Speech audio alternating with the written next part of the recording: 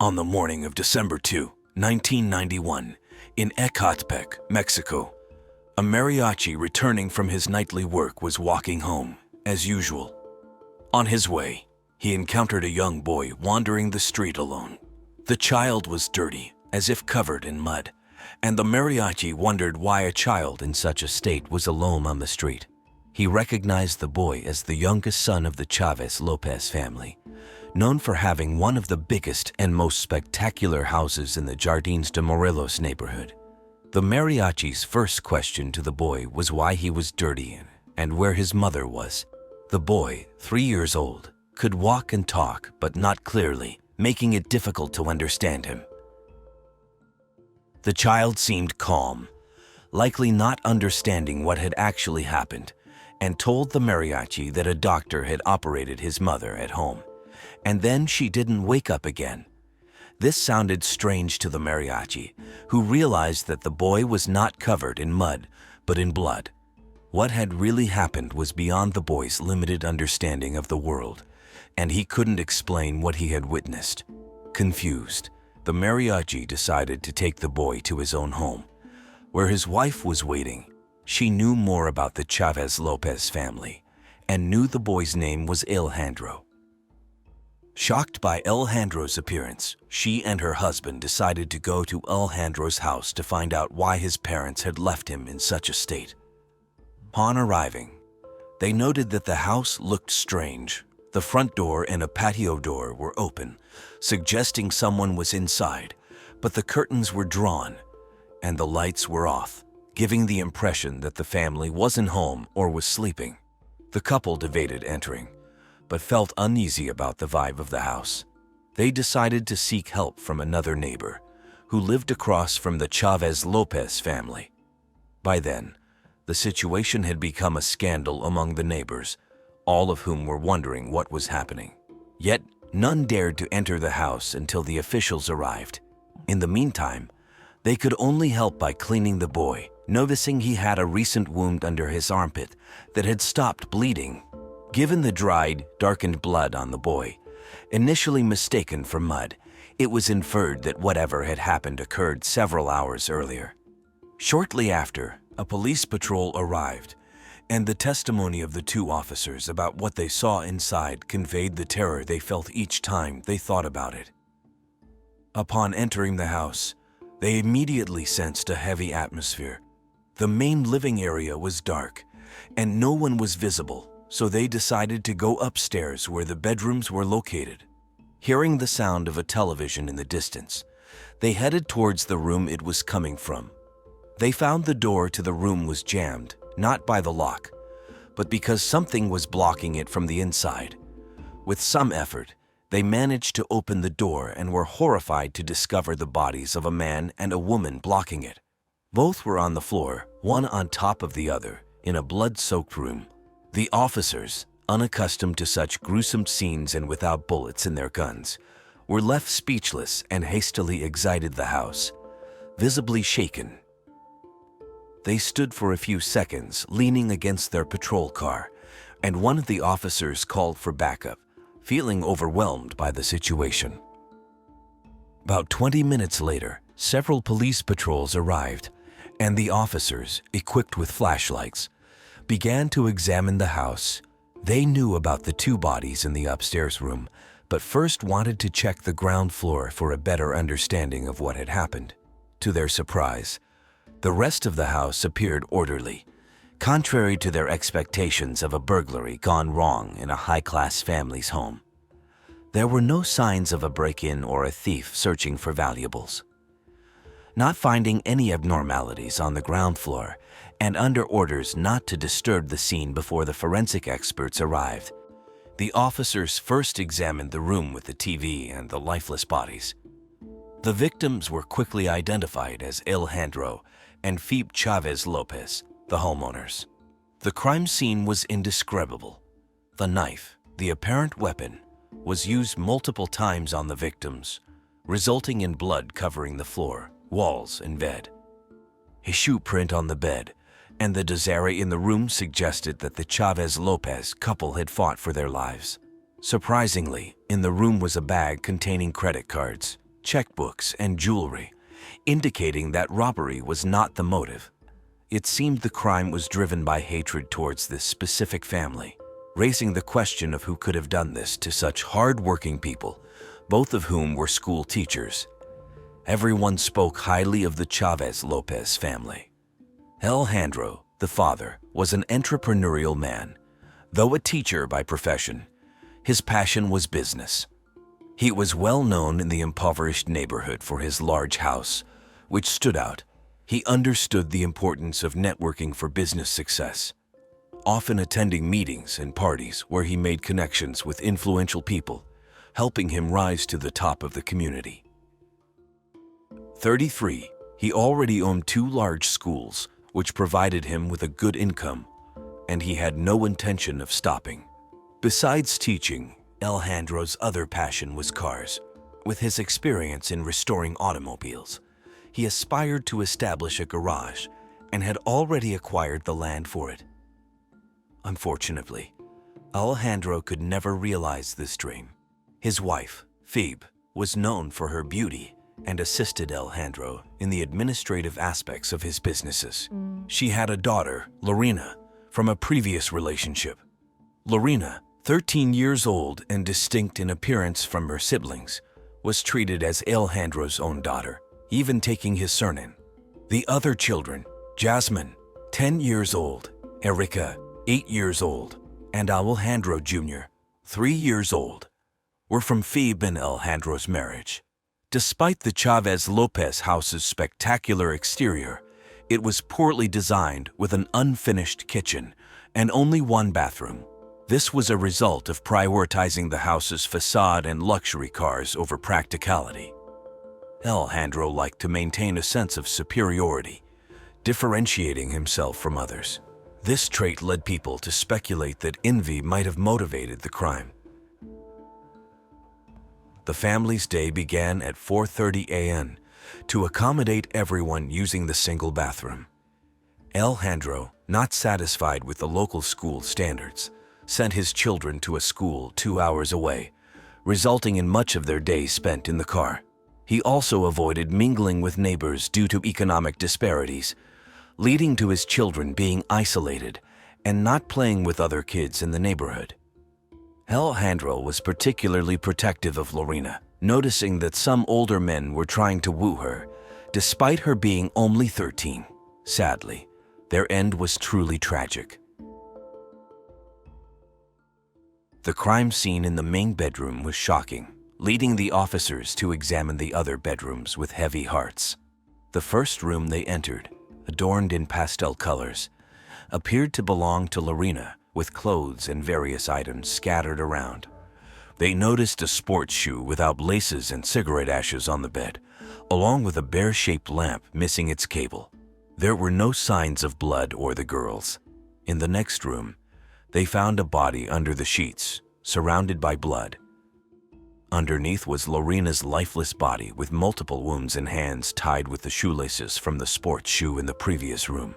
The last room, more of a storage area without windows, held the lifeless bodies of Erica and Jasmine, their hands bound with the cable from Lorena's bear-shaped lamp. Alejandro Jr., the 3-year-old, was the sole survivor of this massacre. Due to his young age, he couldn't provide reliable testimony, only repeating that a doctor had operated on his mother. Pressuring him for more information would only cause further psychological harm. At that time in Ecatepec, 9 out of 10 crimes went unpunished, leaving residents frustrated with frequent home invasions, robberies, and threats. However, a crime as horrific as this had never occurred before in the area, causing public outrage. People took to the streets in protest in front of police stations and the courthouse, injured by the lack of progress made by the authorities. The situation was further inflamed by negative newspaper headlines criticizing the police. Adding to the pressure, one of Phoebe's sisters was dating the son of the governor at the time, compelling the police to resolve this crime at any cost. The officers in charge were even threatened with job loss if they failed to solve the case. The police surmised that there were likely multiple assailants involved, as Alejandro was athletically built and his body indicated he had been overpowered. Since no doors or windows were forced open, it was assumed the murderer might have entered through the balcony. The murders occurred between 1 and 3 a.m. Another disturbing detail was that Lorena had been assaulted. The police needed to investigate further the fact that the entire family had attended a party for the daughter of a swimming instructor at one of Alejandro's schools. They left the party around 10 p.m., and a family friend drove Phoebe and the children home since Alejandro continued drinking with a friend at another location. At 11 p.m., Alejandro and his friend entered a bar where they drank large amounts of whiskey and rum. Alejandro attempted to leave with a dancer nicknamed Vicky, but she declined and instead left with his friend. Around 1:30 a.m., the friend and Vicky decided to go to a hotel that first dropped Alejandro at his home. Given the timing, the police began to suspect Vicky and the friend, Salvador Galarza, whose statements were inconsistent. Initially, he claimed he saw Alejandro enter his house, but an investigation revealed that Alejandro, having forgotten his keys and being drunk, decided to enter through the balcony. This explained why one of his shoes was found there. Salvador failed to mention that Alejandro had a mistress, who was investigated but seemed unrelated to the crime. After thoroughly investigating Salvador's actions that night, he also appeared not to be the culprit, with his inconsistent testimonies likely due to being extremely drunk. The investigation was exhaustive, with even Phoebe's brother, Doctor, being interrogated, since the child mentioned a doctor operated on his mother. The police explored this lead, along with any other slight clue. They also questioned individuals Alejandro had affected, which were not few in number. For Alejandro, money was paramount, and he didn't hesitate to step on others to achieve his goals. He had recently dismissed several employees from his school without proper severance pay. This issue even reached the courts, but Alejandro won, which many attributed to corruption, as he was acquainted with the judge. Additionally, when constructing the school's swimming pool, he hired an architect but refused to pay after receiving the plans, secretly making copies and having the pool built by other workers. He was also known for stealing business ideas from others in his circle and was infamous for various scams, often not paying when he could get away with it. Lorena's diary revealed that the children were unhappy with the strict lifestyle imposed by their parents. She felt out of place, unable to play with neighborhood kids due to her father's disdain for lower economic classes. She also didn't fit in at her upscale school, where she was mocked for wearing old, outdated clothes and not indulging in luxuries like her classmates. Teachers at the school confirmed Lorena and her sisters were isolated, not mingling with others. This diary entry painted a different picture of Alejandro, contrasting the hardworking image he had cultivated. Despite having the means, he preferred spending on mistresses, alcohol, cars, and maintaining a high-class image, neglecting his children's needs for better clothing and entertainment. Weeks passed without any leads, as there were no security cameras, DNA evidence, or witnesses. Then, on March 17, 1992, the police received an anonymous call from a woman claiming to know the identity of the Chavez Lopez family's murderer, Jose Julio Cipriano Luna, a local metalworker who knew Alejandro. She alleged that the day after the murders, Cipriano stayed near her house, and his clothes, when washed, were covered in blood. In the following days, he was visibly ill, often vomiting. When asked why she delayed reporting this, the woman said she saw Cipriano returning to his old ways and felt it was time. Someone stopped him. She refused further contact, only providing the suspect's supposed address before hanging up. Jose Julio Cipriano Luna, 28 years old, lived in Ecatepec, close to Alejandro's residence. Alejandro, for his automobile restoration projects, required metalworking services, which led him to do business with Cipriano. This connection made Cipriano a person of interest to the police, but they faced a significant hurdle. The anonymous call was not strong enough evidence to incriminate Cipriano, and it was discovered that he lived in another municipality. This posed a jurisdictional issue for the Ecatepec police. At that time, there were no cooperation agreements between police forces, or they required judicial intervention, which could delay the process and risk the suspect fleeing or harming another victim. The only option was to steal the suspect, meaning to detain him in a location outside their jurisdiction for interrogation, hoping for a confession. If they couldn't prove the suspect's culpability immediately, they had to release him. If found guilty, he could then be taken to the appropriate jurisdiction. However, if the local police caught them in the act, their careers could be jeopardized.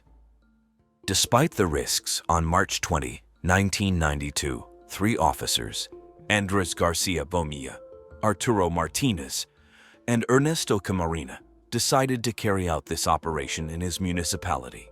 They went undercover, avoiding bathing, wearing dirty clothes, and keeping their hair long to blend into the impoverished area.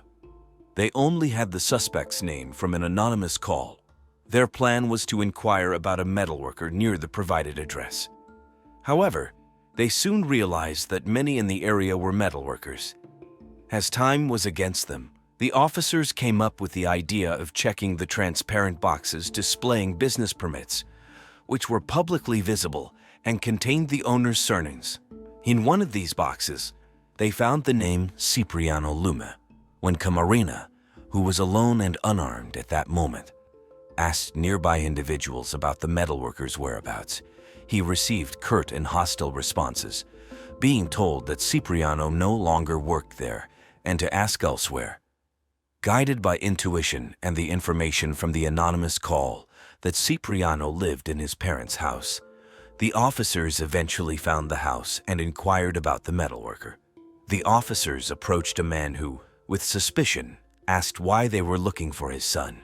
Fortunately, the car the officers were using was damaged, and they managed to convince the man that they needed metalworking services. Believing their story, he informed them that his son, the metalworker, no longer lived there, but was now residing with his mother-in-law. He gave them directions to the new address. After about an hour, the officers located the place. With fewer metalworkers around, they inquired about one and were approached by a man in his mid-20s, fitting the suspect's description. The challenge now was to get him into the car willingly. Officer Camarena, pretending ignorance about the suspect's identity, fabricated a story about an issue with an engineer, to which the suspect, Cipriano, surprisingly admitted he owed money to an engineer and agreed to discuss it in the car. Once in the vehicle, the officers drove to a secluded area to confront him, hoping for a confession. They avoided mentioning the murders initially, engaging in small talk to ease into the conversation. When they reached the isolated spot, Camarena asked the other officers to step away, intending to speak to Cipriano one-on-one without intimidating him. Unsure how to get Cipriano to talk about the case, Camarena showed him a photo of the Chavez Lopez family. Cipriano's expression remained unchanged, but his eyes widened dramatically, betraying his shock. He tried to maintain composure, denying knowing the family. Officer Camarena confronted him directly about his involvement in the crime, leading Cipriano to break down and offer 10 million pesos for his release, claiming the money was at his father's house. Camarena cleverly did not immediately accept or reject the offer but asked for the location of his father's house, confirming it was the same house they had visited earlier. Pressing further about why Cipriano was so eager to bribe him, Cipriano became visibly nervous. Realizing he had trapped Cipriano, Camarena finally got him to confess to committing the crime. The details Cipriano provided about the house, the timing, and the condition of the bodies deeply disturbed Officer Camarena. He had become obsessed with the case, meticulously investigating every aspect, and learning the gruesome specifics from Cipriano turned his stomach. Cipriano also revealed he had two accomplices, one of whom had assaulted Lorena. This new information meant that the police now needed more physical evidence to track down the other two culprits. During the investigation, Phoebe's sister was asked to check the Chavez Lopez house for missing items. Among the few things stolen were a videocassette recorder and a gold pendant that she had given to Phoebe. These items were later found at Cipriano's house, confirming his involvement. Cipriano confessed the motive behind orchestrating the murders was rooted in his resentment towards Alejandro. Alejandro had hired Cipriano, a humble metalworker, to restore one of his cars. At one point, Alejandro felt that Cipriano was taking too long to finish the job and decided to retrieve his car from the garage without paying Cipriano the owed 600,000 pesos, equivalent roughly $100. Cipriano harbored deep resentment and anger towards Alejandro, who flaunted his wealth yet refused to pay for services rendered. This resentment grew into fantasies of revenge, which materialized when Cipriano met others who also despised Alejandro. One accomplice, Alejandro Cruz, 18, was a street vendor, while the other was Adam Robledo, 20 years old. On December 1, 1991, the day before the murders, the three suspects attended the same party as the Chavez Lopez family. Alejandro was the center of attention at the event, laughing and drinking with his friend. During the night, Cipriano approached Alejandro to ask for the money he was owed, only to be dismissed and told he wouldn't be paid as the job was incomplete. Later that night, Adam, who was infatuated with 13-year-old Lorena, began talking to her. Upon discovering this, Alejandro confronted Adam, berating him and asserting that he had no right to consider himself Lorena's equal or to be near her. Alejandro, tired of the tensions at the party, decided to leave around 10 p.m. Shortly after his departure, a commotion erupted at the party.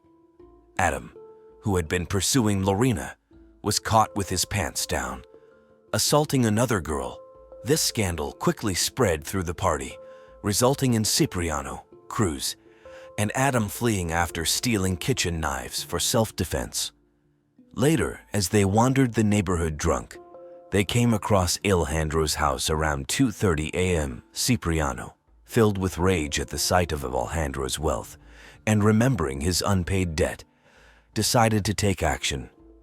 Ham, still angry about how Alejandro had treated him earlier, agreed. The third accomplice, Cruz, skilled in picking locks, enabled them to enter the house, leading to the tragic events that unfolded. Adam, exhibiting psychopathic tendencies, even took the time to smoke a cigarette in Lorena's bed after committing the heinous acts. Alejandro, too intoxicated to fight back, was defenseless against the attackers armed with knives. The confessions of the criminals, along with the testimonies of Adam and Cruz, who were quickly apprehended, corroborated the entire story. Each of the three men was sentenced to 250 years in a maximum security prison. The gold pendant found in Cipriano's possession was a critical piece of evidence in the trial. They were confirmed as monstrous individuals, with their confession revealing they hadn't seen any children in the house as they committed the crimes in the dark. This likely spared the life of 3-year-old Alejandro Jr., who was sleeping in his crib at the time. The child later told his grandfather that he had climbed out of his crib, which explained his injury, and unsuccessfully tried to wake his parents before leaving the house. He was eventually found by the mariachi. While Alejandro had made several enemies, the extent of the crime committed by these criminals was far beyond any reasonable retribution for his actions. To end on a positive note, Officer Camarena was recognized and promoted for his work in solving the case, a deserving accolade given the gravity and complexity of the investigation.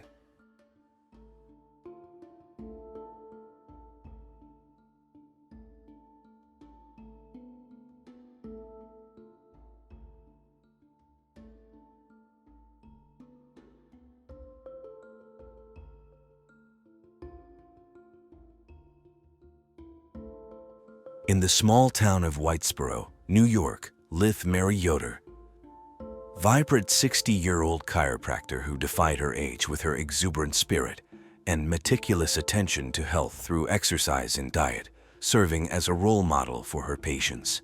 She believed firmly in demonstrating that age shouldn't be a barrier to wellness. At her university years, she met her future husband, William Yoder, a fellow chiropractic student. Their mutual passion led to marriage. Together, they embarked on a joint venture, establishing a chiropractic clinic. William, with his methodical and pragmatic approach, managed the business aspects, while Mary, known for her engaging personality, handled patient care, earning their clinic a reputable status. The Yoders were blessed with 3 children, 2 daughters, Leanna and Tamarin, and their cherished son, Adam. By 2015, Adam, 25 years old, was working as a receptionist at the family clinic. His partner, Caitlin Conley, also employed there, came from a disciplined background as the daughter of a retired military officer. Known for her kindness, intelligence, and love for animals, Caitlin was a beloved member of the team. However, not all was perfect in the Yoder household. Despite plans for a leisurely retirement traveling across Europe, financial obligations meant continued work for Mary and William. On a fateful Monday, July 20, 2015, Mary's day was packed with appointments, but as the afternoon unfolded, patients began noticing something off about Mary's usual demeanor. Initially presenting with red, swollen eyes, she shrugged it off as a minor flu symptom. However, things escalated when her skin took on a greenish hue, and she began suffering from severe vomiting and diarrhea, leading her to call William for assistance. Upon his arrival, William was shocked to find Mary in a state of apparent shock, a stark contrast to her usually robust health. Despite her condition, Mary initially resisted hospitalization, opting for home remedies and rest. However, by the next morning, her condition had worsened significantly, prompting an urgent visit to the emergency room. There she underwent intense treatment, including IV fluids, to combat her unrelenting symptoms. Despite the efforts of numerous specialists, the cause of her sudden illness remained a mystery, leaving Mary in a state of fear and confusion. On the morning of July 22, Mary had her first cardiac arrest, followed by 7 more. By the afternoon, she couldn't hold on any longer, and she died. This all happened in the blink of an eye. A woman who always looked healthy deteriorated in just 48 hours and died in a hospital in the worst possible condition. This death seemed very suspicious to Mary's relatives because many of them belonged to the medical field. They started thinking in poisoning as an option, so they immediately requested toxicology tests on the body. At first, the doctors were skeptical about the idea because who would want to poison Mary? This only happens in movies. Mary was so careful that she grew part of her food in her garden, like lettuces, so the first doubt was that maybe an insect from there bit her and caused all this. But what kind of insect could do that? The toxicology tests revealed that Mary was indeed poisoned. First, they tested for arsenic and cyanide, which are the most common poisons in these cases. But no, it didn't seem she was poisoned with those. It wasn't until 2 months later that the lab identified what ended Mary's life. It was colchicine. Colchicine is a medication used for gout as it helps to remove uric acid from the joints, which causes this painful inflammation. But if used excessively, it can remove everything from your body. Mary experienced all the visible symptoms of a colchicine overdose, and probably also the invisible ones, like intense burning sensations on the skin and in the throat. This is one of the worst ways to die, and undoubtedly the question now was that it's clear Mary wanted to keep living, so who wanted to end her life? So it seems that someone deliberately poisoned her, especially since dying from this medication requires consuming a large amount. It couldn't have been an accident, and Mary wasn't taking this drug for any medical reason. After the case was declared a homicide, the police began their investigation, and the first suspect, as one might suspect and as often happens in such cases, was her husband, William. This could be yet another story where the victim's partner, driven by jealousy or an affair, becomes the perpetrator. Mary's sisters noticed that William was acting unusually, not appearing genuinely upset or saddened. However, in the absence of concrete evidence and after thorough interrogation, William was released due to insufficient grounds for charges, leaving the investigation at a standstill. Then, in a plot twist reminiscent of a thriller film, an anonymous letter surfaced at the police department. The author claimed to have knowledge of the real perpetrator, Adam Yoder, Sarah's youngest son. The letter didn't just make baseless accusations, it provided potentially damning evidence.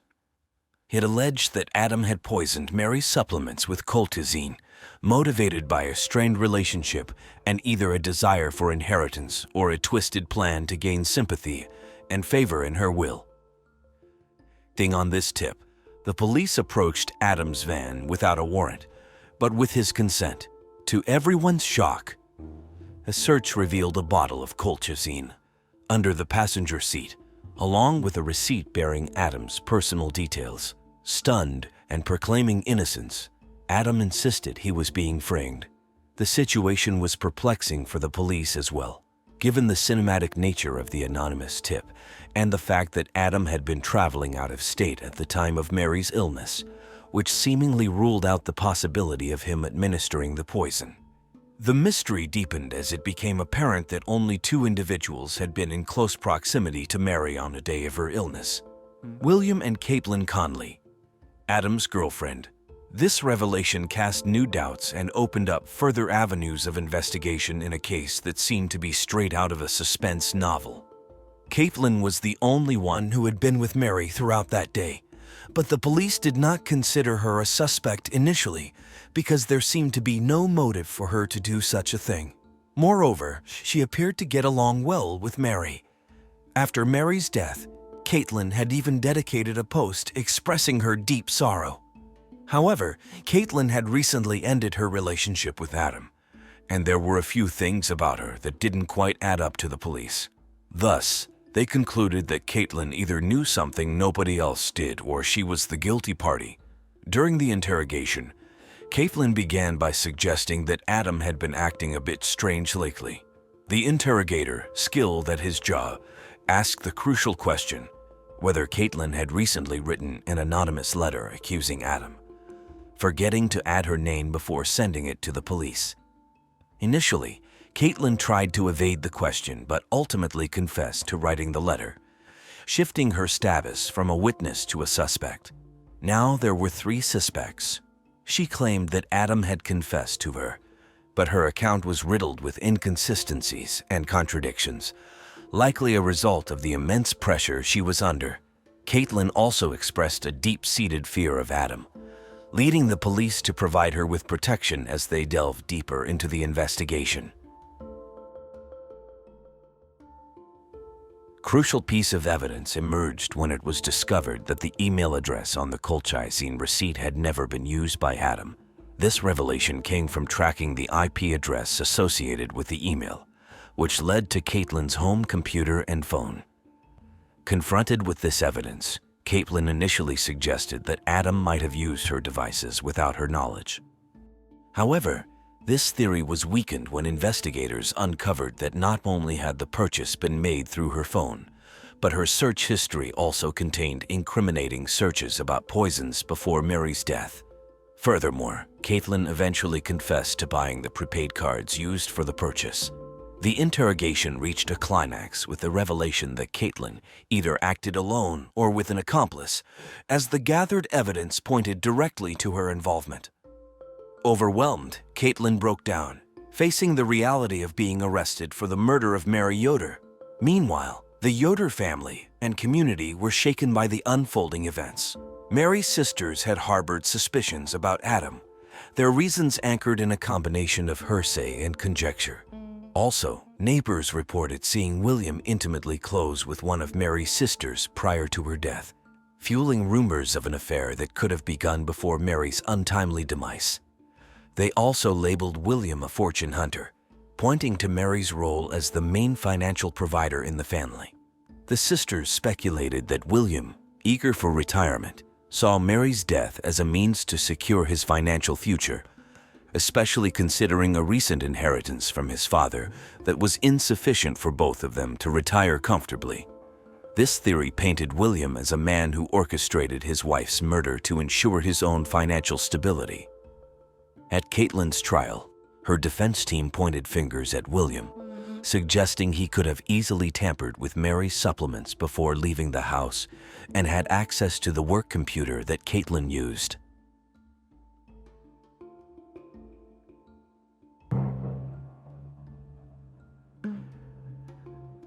Other defenders accused both William and Adam.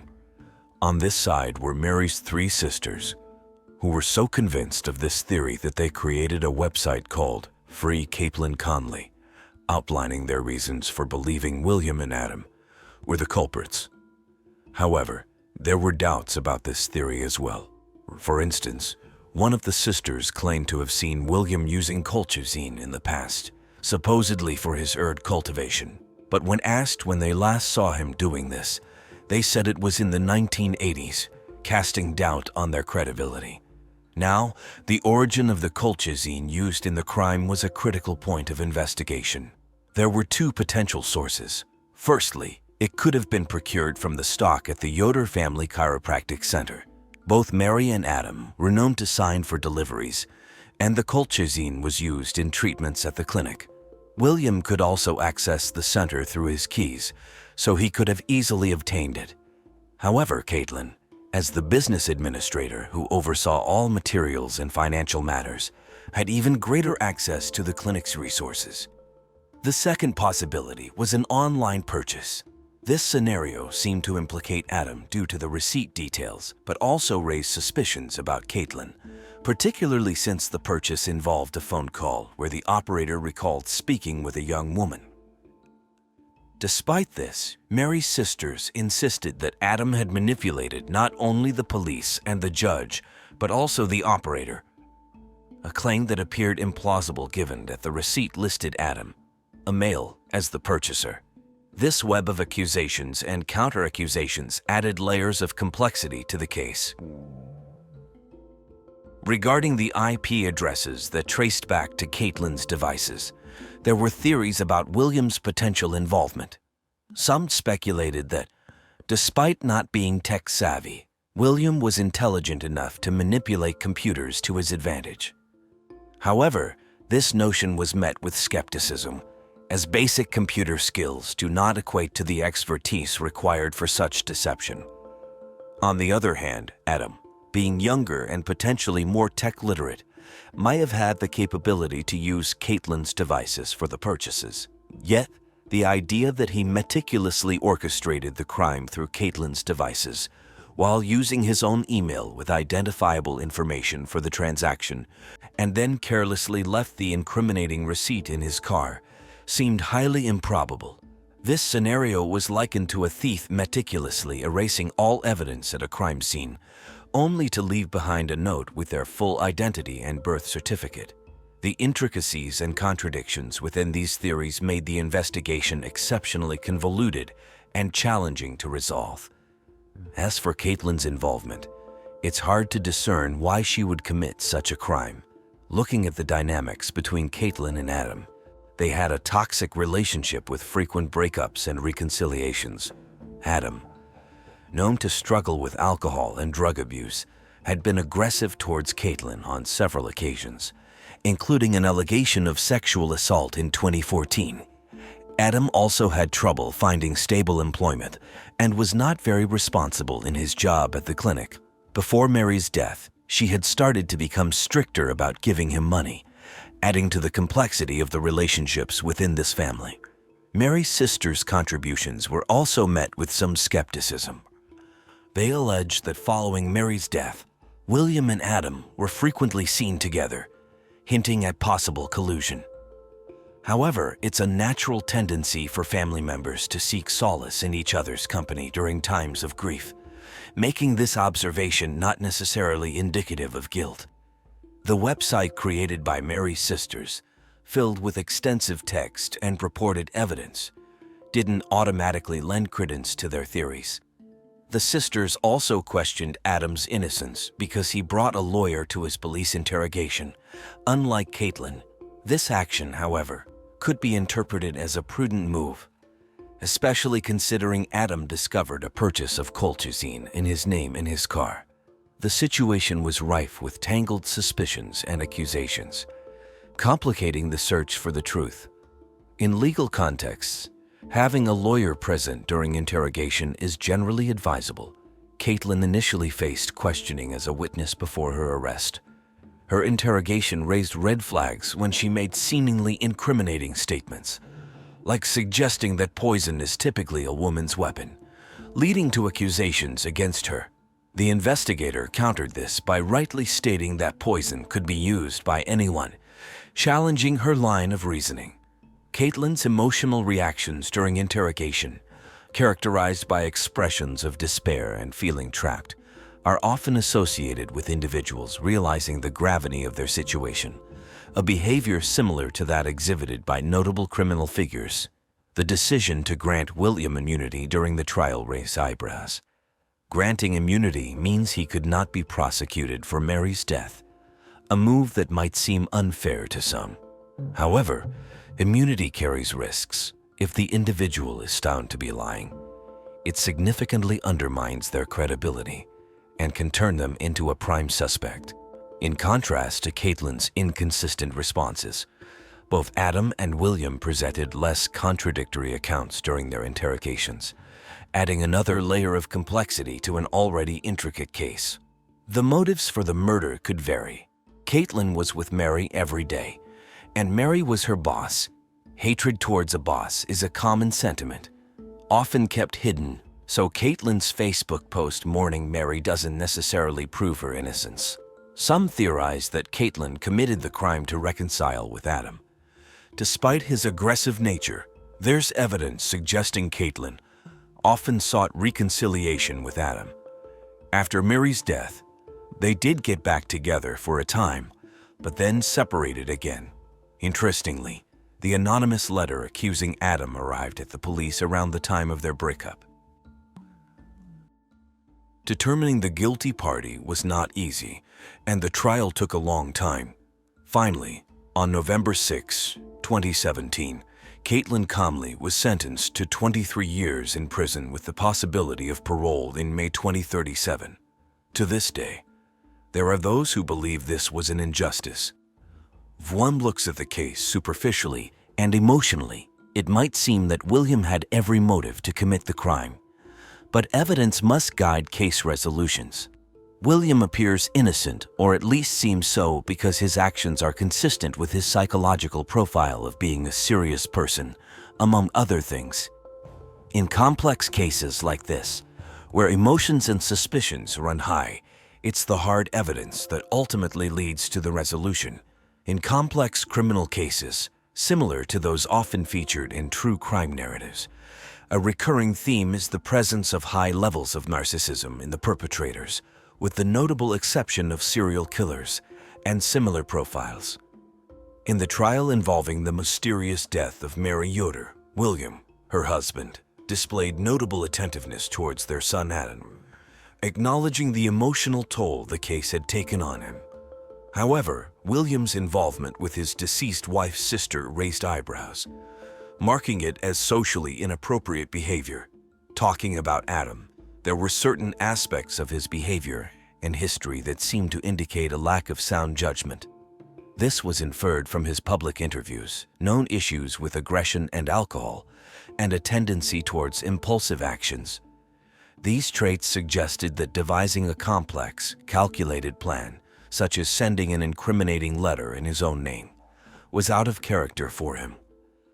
Conversely, Caitlin's psychological profile appeared to align more closely with the crime's nature. She demonstrated a self-centeredness that fit the typical profile of such perpetrators. Moreover, her intricate involvement in the case, particularly in accusing Adam, raised questions about her methods. Why resort to an anonymous letter and a convoluted scheme instead of directly contacting the police? It seemed likely that she was aware of the insufficient evidence against Adam and thus orchestrated a more elaborate plot. The investigators' observation that criminals often commit offenses under the belief that they won't get caught resonates in this context. Many believe they have devised an infallible plan and consider themselves more clever than others. This overestimation of one's intelligence is a common trait among criminals, but as this case demonstrated, their plans often unravel spectacularly.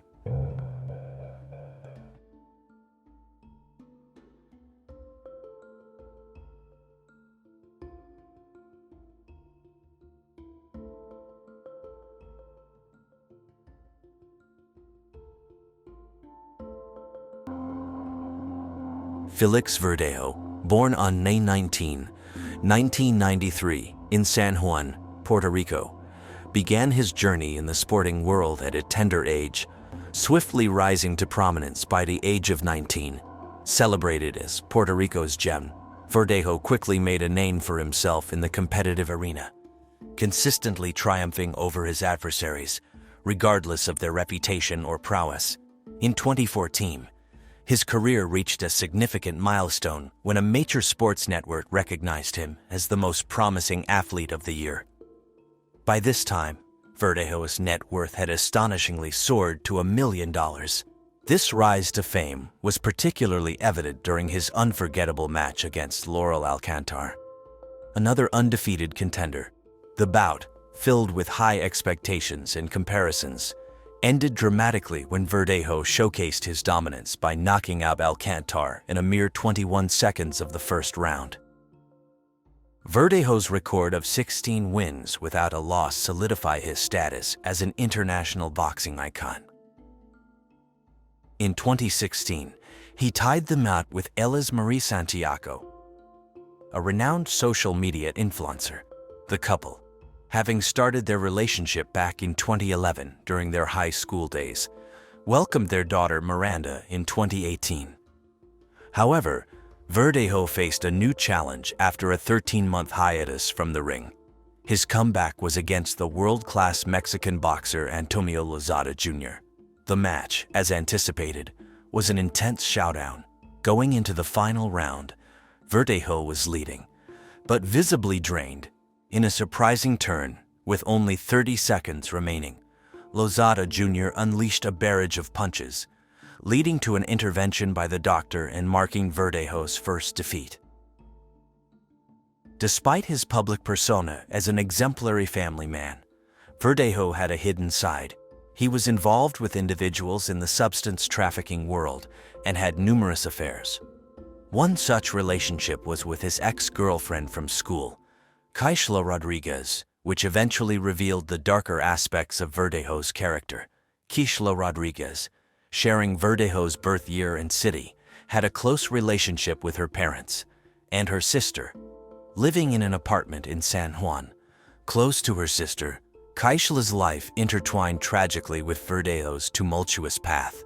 She lived alone with her 2 little dogs, whom she treated as if they were her children. Kaishla was a great animal lover, which is why she worked at a pet grooming salon.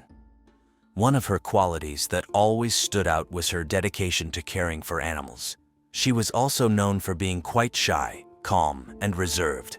She would meet Felix Verdejo in 2010 when she was around 16 years old, and they both attended the same school. They started a relationship while still teenagers, and although many believed they were deeply in love, the truth was that Felix was seeing other girls behind her back, and he didn't make much effort to hide it. His own wife came from the same school, but somehow both Kaishla and Felix stayed together in a toxic relationship marked by temporary separations due to frequent fights. Initially, their relationship was normal until Felix began to rise in his boxing career and met Elis Santiago. He maintained relationships with both women in parallel. Few years later, out of nowhere, Kaishla and her acquaintances were surprised to hear that Felix had proposed to Elis, which for many showed that he had finally made a choice. Kishla continued with her life, getting to know other people. But despite Felix being in a new family, it didn't take him long to find a way to continue seeing her in secret. This way, Felix would take Kishla on many of his so-called work trips, and they would stay in hotels together far from his wife. Even Kishla's family were aware of this, as he used to visit them as if nothing was happening. As a result of these unhealthy behaviors, Kishla's family always advised her to distance herself from Felix, as he was only hurting her and didn't truly value her. However, every time Kishla attempted to break away from Felix, he would seek her out with promises of love, swearing that she would always be the only woman he truly loved. And surely Kishla believed every word, because despite the years and all the harm he had done, she truly loved him to the point of getting a diamond tattooed on her back as a symbol that he was her true love. On the other hand, Felix's adventures were no secret to his wife, as she had her suspicions, and as 2021 unfolded, the once promising marriage of the boxing sensation was unraveling. Felix Verdejo, no longer the youthful star in the ring, faced a personal crisis. His wife, Eliz, having grappled with her own challenges in life, found it increasingly difficult to overlook Felix's indiscretions. The core issue lay in Felix's reckless behavior, particularly his habit of sending intimate messages to various women, including his former girlfriend, Kishla. Despite being married, Felix assured Kishla that a divorce was imminent, a promise that only further strained his marriage. Eliz, feeling betrayed by Felix's lack of loyalty, eventually reached her breaking point and decided to expel him from their home. Felix pleaded for forgiveness, desperate not to disrupt their daughter's life with a broken home. However, his excuses only revealed his deeper flaws. He justified his actions by claiming a need for physical intimacy, which he sought elsewhere when Eliz was unavailable. His treatment of Kishla was equally problematic, viewing her as merely an option among many and exerting possessive control over her social interactions. In April 2021, despite Felix's pleas, Eliz made the difficult decision to ask him to leave, giving him only a short grace period to find alternative accommodation. Meanwhile, Kishla discovered she was pregnant, a revelation that brought joy to her family, but dismay to Felix, who had always made clear that their relationship was not serious. He prioritized his family and career over everything else, leading Kishla to decide on raising the child independently, in line with her values, despite Felix's reluctance. For Felix, however, the pregnancy posed a significant dilemma, threatening the freedom he cherished. He arranged a meeting with Kishla on the morning of April 29, 2021, under the guise of discussing the pregnancy and confirming its validity. Before the meeting, Kishla informed her mother about her plans, unaware of the ominous feelings her mother harbored about Felix's reaction to the pregnancy news. However, there was nothing she could do, and besides, Kishla sounded calm and mentioned that this time it was Felix himself who was looking for her because he now seemed unusually interested in the baby matter. That morning, Kishla had to go to work earlier than usual because she had to open the store with her boss. So without thinking much, she quickly drove her car to the place where Felix had asked her to meet him, which wasn't far from her home. However, at 8 a.m., her boss had arrived early to open the store, but seeing no trace of her, he messaged her on WhatsApp and started calling her. When he noticed that his messages were marked as read, and the calls went unanswered, he began to worry that something bad might have happened. He contacted Kishla's sister to ask her about Kishla, or if she knew anything about her absence. Her sister, who had no idea what was going on, was surprised that her sister was missing work like this. So she told Kishla's boss that she would try to locate Kishla to make sure everything was okay. Then she called her mother quickly around 9 a.m. to inquire about Kishla, since she had received no response from her sister's phone, and Kishla had also missed work. Kishla's mother immediately realized that something had happened to her daughter, and Felix was likely involved because her daughter was not the type to disappear without communicating with anyone. First, she tried to contact Kishla herself, but like the others, she received no signs of life. Without hesitation, she took the first flight from Orlando, where she was at the moment, to get to Puerto Rico as soon as possible. On arriving, she went to a nearby clinic that performed abortions to see if Kishla was there, as she knew that Felix had pressured her daughter several times not to have the baby. However, the clinic was closed that day, so she headed to Kishla's house, where she found her daughter's 2 dogs without food, which was quite unusual because Kishla always took good care of her pets as part of her daily routine. All of this indicated that something was wrong, so she started asking the neighbors about Kishla, and they told her that they hadn't even seen her walking her dogs that morning, as she usually did. With this unusual situation, Kishla's mother had no choice but to realize that there was only one person who could answer all her questions about where her daughter was, and that person was Felix Verdejo. So she began calling him on his cell phone, and after several attempts, he finally answered. When she asked him about Kishla, he responded with an uncomfortable silence and only said that he had no idea where she could be. He repeated this multiple times, leaving the woman with no option but to hang up.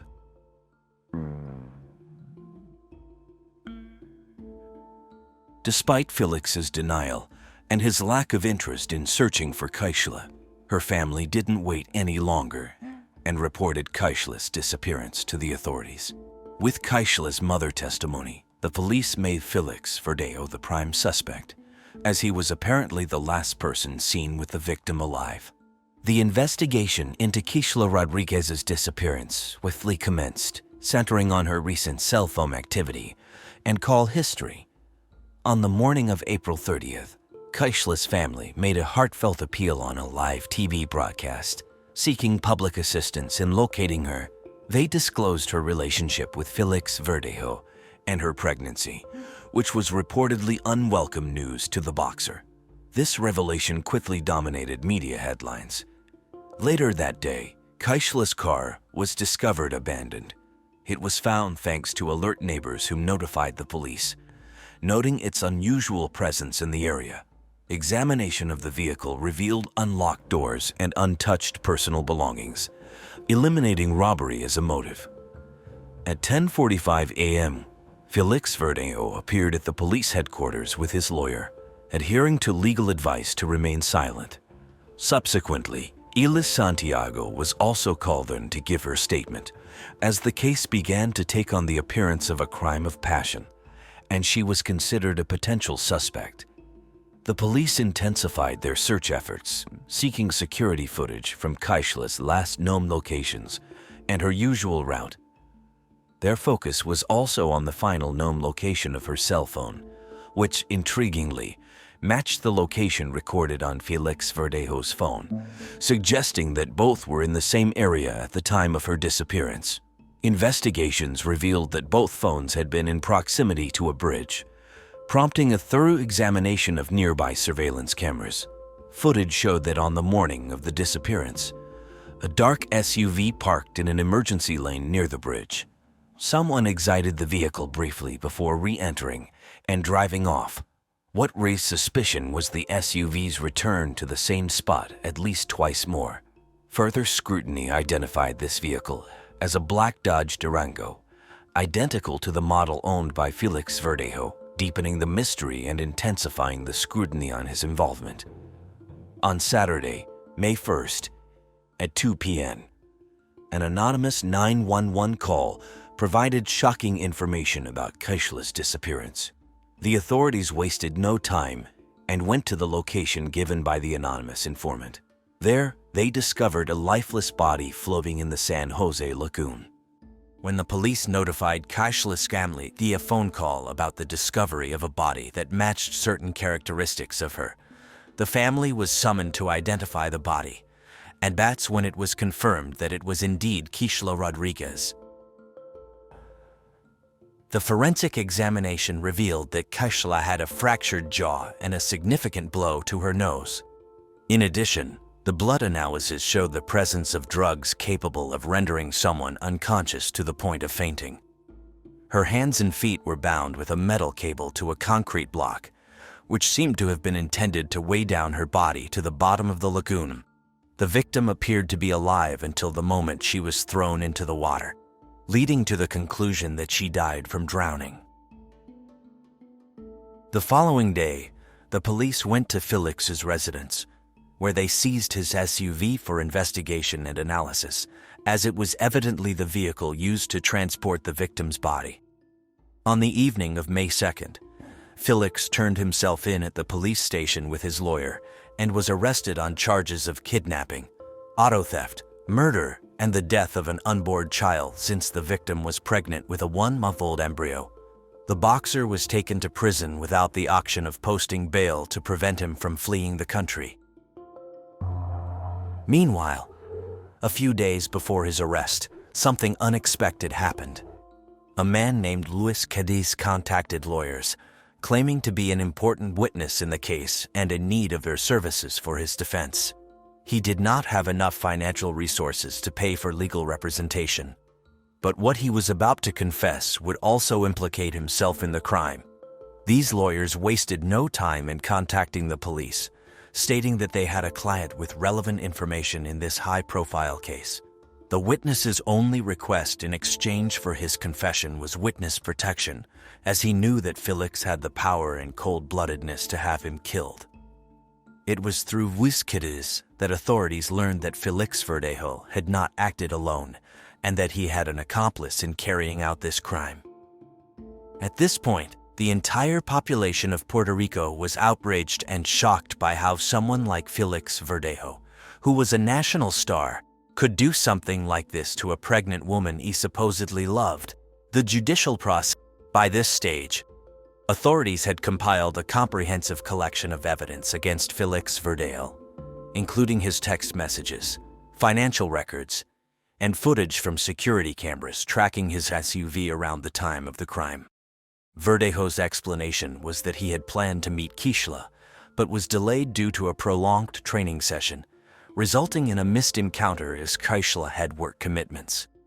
Hillis Santiago, who had separated from Verdejo by then, reported that on April 29th, Felix had left early for a run and was out of contact until he returned home the next day to collect clothes before heading to the police station.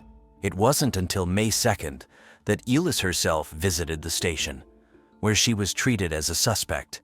Felix later reached out to her, expressing regret for leaving her alone with their daughter and admitting his intention to surrender to the police. He downplayed the situation, claiming it was related to a drug trafficking charge. Elis, in a distressed state, revealed that she had received multiple threatening messages, accusing her of complicity in Kishla's murder. She was distraught not with Kishla, but with Felix's actions. Previous messages showed Felix apologizing to Elis for impregnating Kishla and expressing his desire not to have another child. Adding to the complexities, one of Felix's former partners came forward as a witness.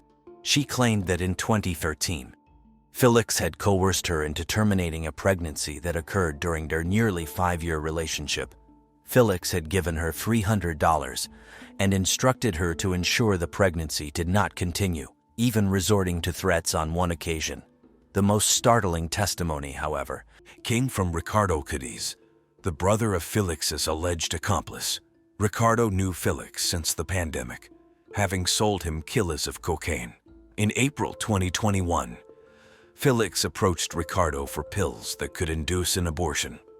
On the day of Kaisla's disappearance, Luis had asked Ricardo to pick him up, where he had left Kaisla's abandoned car. Ricardo connected the dots when the news reported the discovery of the car at the same location. When confronted, Luis broke down and confessed to being involved in a murder with Felix, although he claimed ignorance of the victim's identity. Following this revelation, Luis asked Ricardo for help in turning himself in because he couldn't bear the weight of what they had done. Ricardo then called the police to report his brother. Finally, the prosecution brought forward Luis Cadiz, who knew exactly what had happened on that Thursday, April 29th. He began by stating that neither of them had a plan in mind to take Kishla's life. He only knew that Felix was truly desperate and willing to do whatever it took to end the victim's pregnancy. Felix promised to pay Luis a large sum of money if he helped. The day before the incident, the two men had gone to Kishla's residence, but she wasn't there as she had gone to get her nails done, and it was getting late. They drove to the bridge where they finally left her to check the location of the cameras and their surroundings, preparing for their plan the next day with less margin for error. Later that night, they began to plan how they would commit the crime, and the idea of rendering the woman unconscious with a certain substance and then throwing her off the bridge came to mind. Luis provided Felix with a block of cement and a syringe containing a powerful substance. On the fateful day of April 29th, early in the morning, Felix Verdejo sent a message to Luis Kitties, which he later erased, stating, "We're coming for you, Titan." The duo then set off to meet Kishla at a prearranged location. Upon arrival, Felix instructed Kishla to get into the car, but she was taken aback to find Luis already inside, creating a tense atmosphere. Despite her apprehension, Felix reassured her there was nothing to worry about and asked her to give her car keys to Luis. Nervously, Kishla complied, stressing her need to not be late for work. Sensing the imminent danger, Kishla revealed her pregnancy, showing the document as evidence in hopes of evoking some compassion from them. This revelation, however, had no effect. In a sudden and violent turn, Luis grabbed her by the hair while Felix delivered a punch that knocked her unconscious. Luis then injected Kishla with two substances to ensure she remained unconscious, bound her hands and feet with a metal cable and a cement block, and then the men drove to the bridge. There, believing they were unobserved, they threw Kishla's body into Laguna San Jose while she was still alive. Felix, intent on ensuring the body would not be found, armed himself with a gun and instructed Luis to fire into the water. But both shots missed their mark. Luis then drove Kishla's car away to abandon it, and they both worked to clean Felix's SUV to eliminate any evidence. In his defense, Luis Kitties claimed that he was under the influence of alcohol and other substances during the crime. He expressed his subsequent remorse, considering turning himself in, and painted himself as a victim, citing depression and anxiety. This narrative sought to mitigate his role in the tragic and brutal events of that day. Puerto Rican former boxer Felix Verdejo was sentenced to life in prison on November 3, 2023 for crimes related to the kidnapping resulting in the death of Kishla Rodriguez, as well as the involuntary manslaughter of the fetus she was carrying. This sentence marks the end of a tragic and condemnable episode that shocked Puerto Rico and many people worldwide.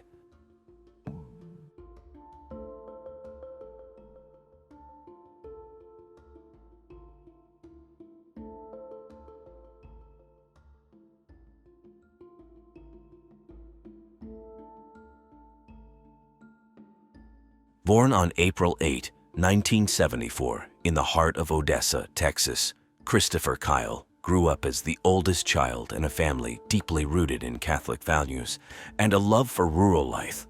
His childhood was spent in the vast Texan fields, where he embraced activities like playing to be a cowboy and caring for livestock. On his 8th birthday, Christopher received a quintessentially Texan gift from his father, his Springfield rifle, a model highly esteemed by the American military for its superior build and reliability since its introduction by Winchester in 1906. This rifle not only continued to be a military staple until the late 1970s, but also gained fame among gun enthusiasts. Christopher cherished this gift. Under his father's guidance, he learned the intricacies of firearm maintenance, handling, and marksmanship, quickly applying his skills to hunting small animals like turkeys. Observing his son's growing passion for hunting and firearms, his father gifted him a shotgun, which Christopher later used for deer hunting with his brother. Graduating from high school in 1992, Christopher set his sights on a career in bronco rodeo. an endeavor that involves mastering the art of horseback riding in rodeo events. He aspired to balance this profession with studying ranch and livestock management in college. True to his Texan roots, Christopher showed great promise, but a severe arm injury from a horse riding accident forced him to undergo reconstructive surgery, effectively ending his rodeo ambitions. With his cowboy dreams behind him, Christopher sought new paths. His affinity for hunting and shooting, combined with a deep sense of patriotism, guided him towards a military career. Initially considering the Navy, Christopher's encounter with a recruiter who recognized his unique skill set led to a pivotal decision to apply for the Navy SEALs, the U.S. Navy's elite special operations force known for their rigorous selection process and deployment in diverse missions such as direct action operations, reconnaissance, unconventional warfare, hostage rescue, and counterterrorism. The SEALs training prepares them to excel in any environment, from sea to land and sky, and is a challenge that few can meet, as Christopher would soon discover. Christopher Kyle's innate modesty was such that his superiors had to persuade him that he indeed possessed skills befitting a Navy SEAL. Embracing this new challenge, Christopher embarked on a journey to meet the stringent requirements of the SEALs. His determination bore fruit, and at 24, he enlisted on August 5, 1998. The following year marked the beginning of his rigorous training, where he refined his military skills. Despite his dedication and preparedness, Christopher's initial application to join the SEALs was rejected, not for a lack of skill or discipline, but due to a previous arm surgery. Yet, Christopher and those who knew him were convinced of his potential to excel as a Navy SEAL. Recognizing his unique abilities, he was invited the next year to undertake a demanding 24-week course named Basic Underwater Demolition, Sea, Air, Land Training at Coronado, California. In March 2001, he successfully completed this specialized training, earning his place in Class 233 as a Special Operations Soldier at the Coronado base. That year, Christopher's personal life flourished alongside his professional achievements. He met Taya, a woman whose striking black hair and intense gaze immediately captivated him. Their connection was instant, leading to a marriage in 2002, with Taya adopting the surname Kyle. Together, they would go on to have 2 children. At this point, Christopher's life was thriving both personally and professionally, having achieved his dream of becoming a Navy SEAL. Fueled by his unwavering patriotism, he aspired to contribute further to his country by participating in the Navy SEALs' most challenging operations, reserved for the highest-ranking and most skilled soldiers. Christopher's aspirations materialized when, after completing his training, his team was chosen as one of the first to be deployed in a significant and tumultuous conflict, the initial U.S. invasion of Iraq, which eventually escalated into the Iraq War. The call to action for his platoon came at the start of 2003. On this battleground, Christopher would carve his place in history, showcasing his exceptional abilities and determination, earning the admiration of his peers, superiors, and ultimately, recognition as an American hero for his contributions and bravery in a challenging and pivotal period. Throughout his military training, Christopher dedicated himself to mastering a variety of military rifles, learning the intricacies of each to determine. Christopher held a particular fondness for the Winchester Magnum sniper rifle, stating it was the only one he valued as highly as the Springfield his father had gifted him. His exceptional marksmanship, honed through years of amateur hunting, led to his role as a support sniper in his platoon, responsible for reconnaissance and troop deployment. In this crucial position, he was entrusted with the safety and lives of many. During the U.S. invasion of Iraq, Christopher's unit was among the first to arrive at the onset of Operation Iraqi Freedom in March 2003. By the end of the month, they had established their position in a small town near Nasiriyah. As they awaited Marine reinforcements, Christopher and his fellow soldiers maintained vigilance from a building's vantage point. while most local residents remained indoors, observing the American soldiers cautiously. A woman with several children approached the soldiers on the street. Suddenly, she reached into her bag, pulling out a yellowish object, seemingly ignoring the children. "It's a grenade. Shoot," commanded Christopher's superior from their lookout. Hesitant at first, Christopher complied with the repeated order and fired twice. This harrowing moment marked the first time he had to make such a grave decision, taking a life that was neither that of a combatant nor a man, profoundly impacting his perspective on the realities of war.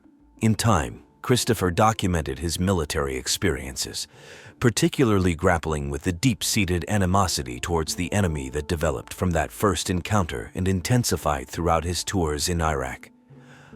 "I deeply despise the malevolence that woman harbored. My loathing for her persists. It was an obligation I had to fulfill. I harbored no regret. My actions safeguarded numerous American lives, which undoubtedly held greater value than hers," he expressed in his writings, reflecting on the complexities and moral dilemmas faced in the line of duty. In the wake of his initial exposure to war, Christopher consistently established himself as a proficient and dependable sniper.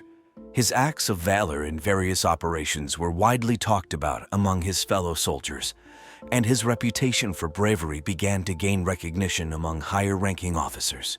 After his initial mission, Christopher returned 3 additional times to Iraq, each time playing a vital role in his platoon and successfully completing numerous missions. His repeated deployments were notable, especially considering the challenging nature of his first experience in combat. Unlike many who were reluctant to return to the battlefield, Christopher went back several times, driven not by a fondness for war, but by his deep love and sense of duty towards his country. This commitment was particularly poignant considering the still fresh memories of the September 11 attacks. Among the many feats in his career, one particular instance stood out where Christopher accomplished what was arguably one of the most remarkable sniper shots recorded in military history. During a mission in Baghdad, he and his team managed to locate and eliminate a hostile target who had been attacking and evading their platoon. The extraordinary aspect of this shot was its distance, approximately 2 kilometers away, a testament to his exceptional ability. In line with military protocol, after each combat mission, Christopher was required to submit detailed reports of his actions and the outcomes, including the enemy casualties he was responsible for.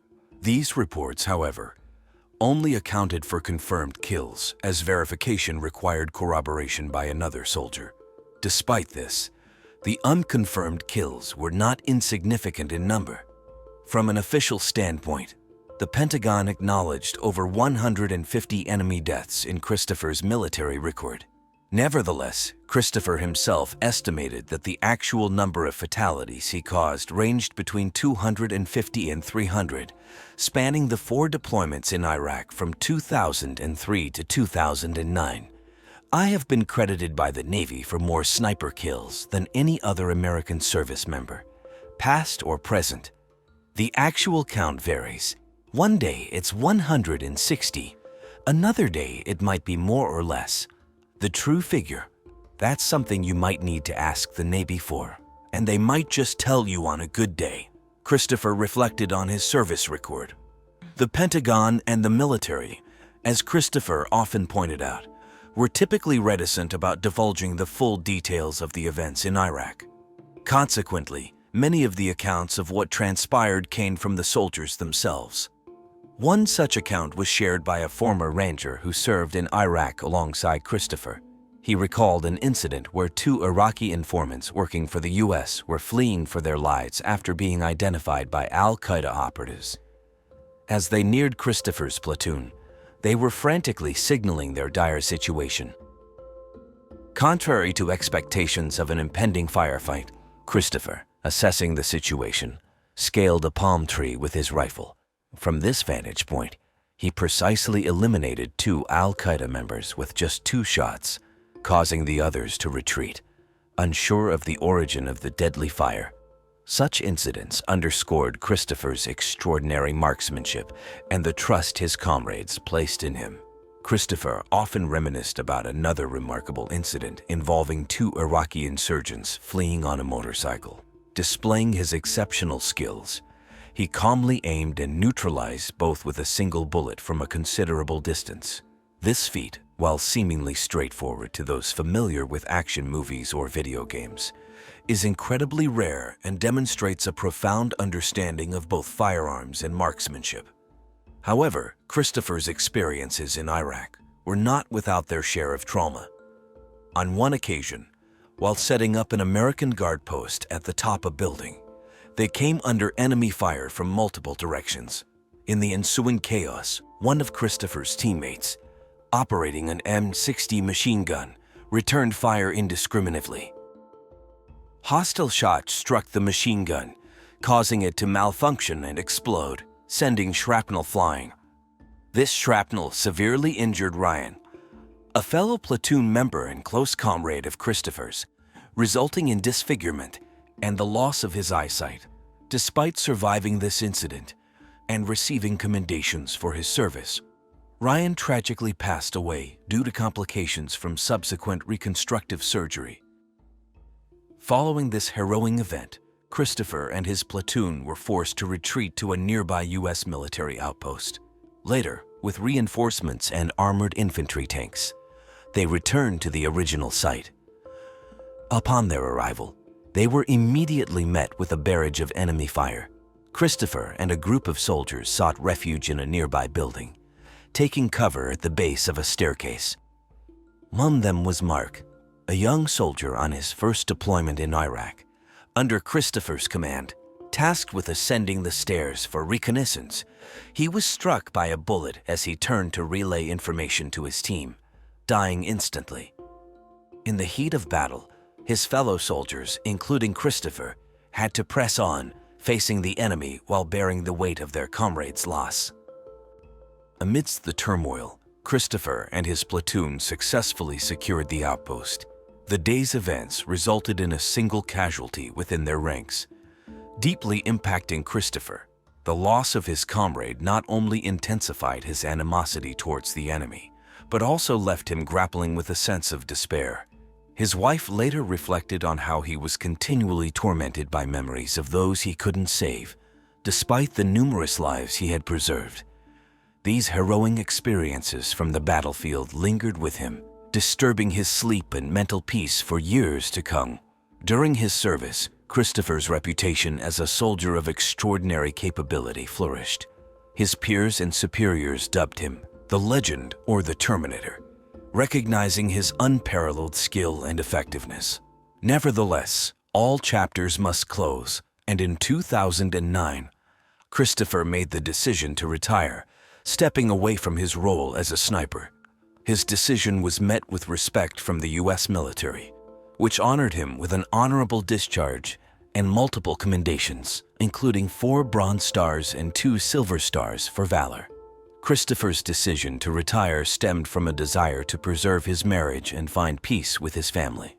Back home, he took on a new role as the president of a private company offering tactical and military training to both the U.S. military and other law enforcement agencies. In 2012, he seized the opportunity to share his journey as a Marine and Navy SEAL by penning his own book. The publication, titled American Sniper, resonated with the public's growing interest in the personal stories and challenges faced by military personnel. His autobiography quickly garnered widespread attention, elevating Christopher to the status of a national hero and a survivor of war's infernal trials. His media appearances, discussing his book and experiences, catapulted him to fame, with the book's sales skyrocketing, remaining on the New York Times bestseller list for 37 consecutive weeks. In one of his television interviews, Christopher revealed that at one point, every sniper casualty in Iraq was attributed to him, leading Iraqi insurgents to place a $20,000 bounty on his head. Despite the accolades and recognition, his story did not have a fairy tale ending. Suffering from post-traumatic stress disorder, Christopher battled the invisible scars left by the war. He was haunted by insomnia and vivid nightmares, often feeling like he was being pursued by an unseen enemy. His commitment to helping fellow veterans led him to collaborate with a nonprofit organization, launching the Heroes Project. This initiative focused on providing comprehensive support to veterans, including gym facilities, personalized training programs, therapy, and assistance for those with combat-related disabilities and trauma. Unfortunately, it was his dedication to this cause that ultimately led to his tragic and untimely demise. Towards the end of 2013, Christopher was approached for assistance by a woman named whose younger daughter was a schoolmate of his children. She was familiar with Christopher's military background and his commitment to helping fellow veterans. She expressed concern about her son, Eddie Ray Routh, a 25-year-old Iraq War veteran battling post-traumatic stress disorder. Eddie's struggles were compounded by a schizophrenia diagnosis and frequent admissions to psychiatric facilities over the past 2 years. He had even expressed to his mother auditory hallucinations and suicidal thoughts.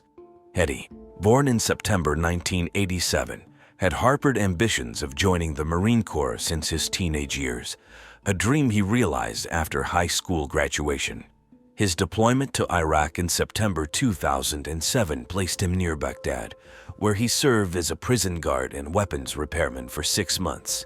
He later participated in a humanitarian mission in Haiti in January 2010, before receiving an honorable discharge from the military the following year. Upon hearing Eddie's plight, Christopher reassured his mother, promising to engage her son in a calming activity and have a talk with him.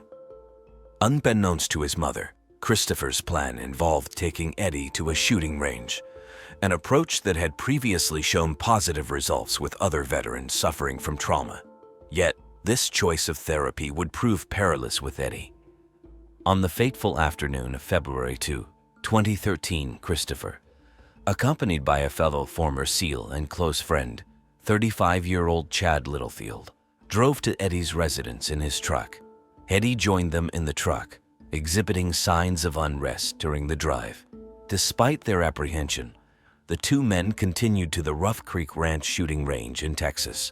En route, Christopher texted Chad about Eddie's erratic behavior, prompting Chad to request vigilance for any potential threat. As they prepared for shooting at the range, Christopher and Chad, with their backs turned and unaware of the impending danger, were suddenly ambushed by Eddie. Seizing 2 pistols from the trunk of the truck, Eddie ruthlessly opened fire. Following the attack, Eddie took the keys to Christopher's truck and nonchalantly proceeded to buy burritos at a nearby Taco Bell. He then visited his sister's house, eerily admitting to driving a vehicle belonging to a deceased individual and recounting the events with a detached demeanor. Shocked and uncertain, his sister contacted the authorities, reporting the possibility of a delusional episode given Eddie's mental state. The events that unfolded were not a figment of imagination, but a stark and tragic reality. Chad Littlefield had been struck by 7 bullets, 4 of which were instantly fatal. One shot, located at the upper part of his head, indicated that Eddie had come dangerously close before firing, with the final shot likely delivered as Littlefield lay on the ground. Christopher Kyle suffered 6 gunshot wounds at close range, including a deadly one that penetrated his aura, leading to immediate death. This heart-wrenching incident brought an abrupt and tragic end to the life of a hero who had dedicated himself to aiding fellow veterans in their post-war lives and had sought a tranquil existence with his family after his own turbulent experiences in combat. Before law enforcement could reach Eddie's sister's home to apprehend him, he had already departed, eventually heading to his own residence. There, local police intercepted and arrested him. During the arrest, Eddie was raving incoherently about apocalyptic themes, leading to his charge for capital murder. In the face of national shock and outrage, his bail was set at $3 million. The trial commenced in February 2015.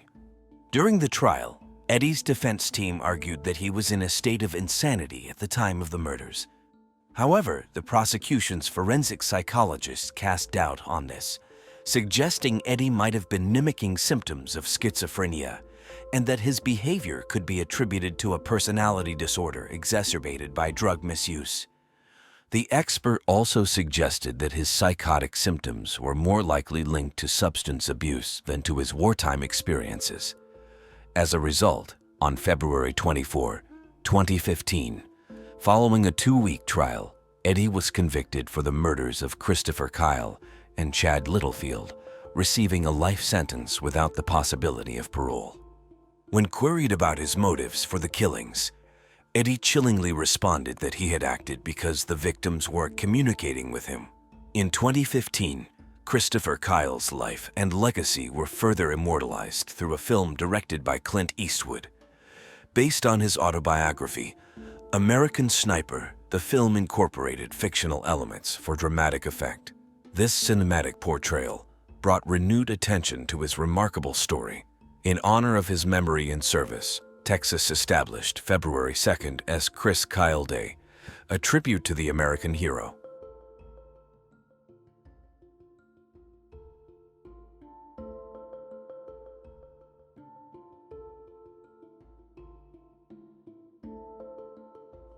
Mary Ann Bachmeier was born on June 3, 1950, in Sarstedt, West Germany. Her family ended up there following the public persecution and scrutiny her father faced for being a former official of the German National Socialist Party. During World War II, he was a member of the notorious SS. As a result, Mary Ann was raised in a very conservative home by deeply religious tutors. It's said that she never had a happy childhood due to a lack of close relationship with her parents.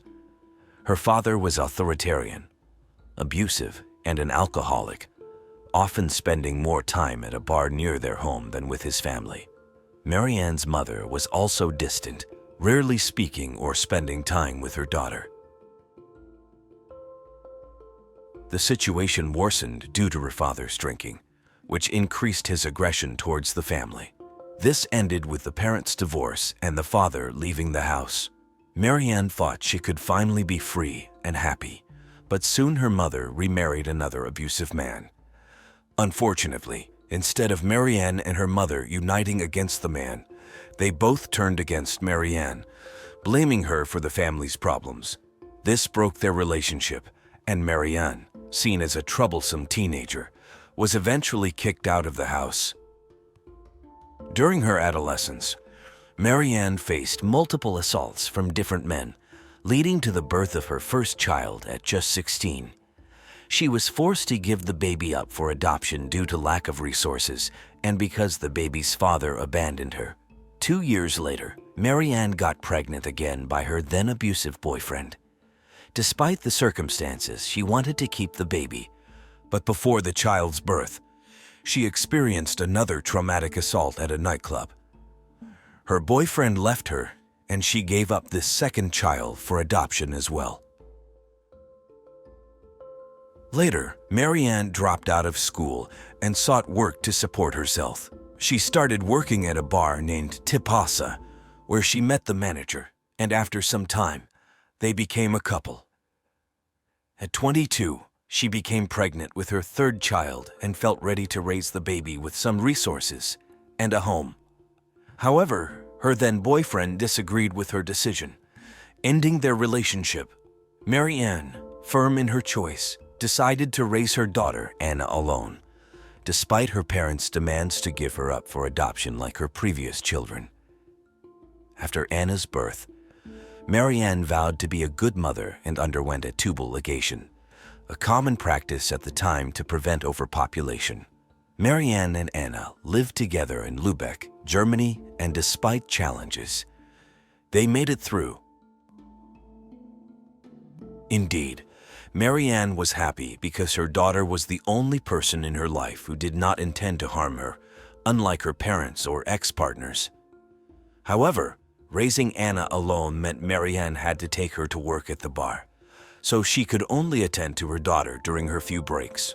Years later, people close to Mary Ann would say that she treated Anna like a little adult and expected her to take care of many things on her own from a young age.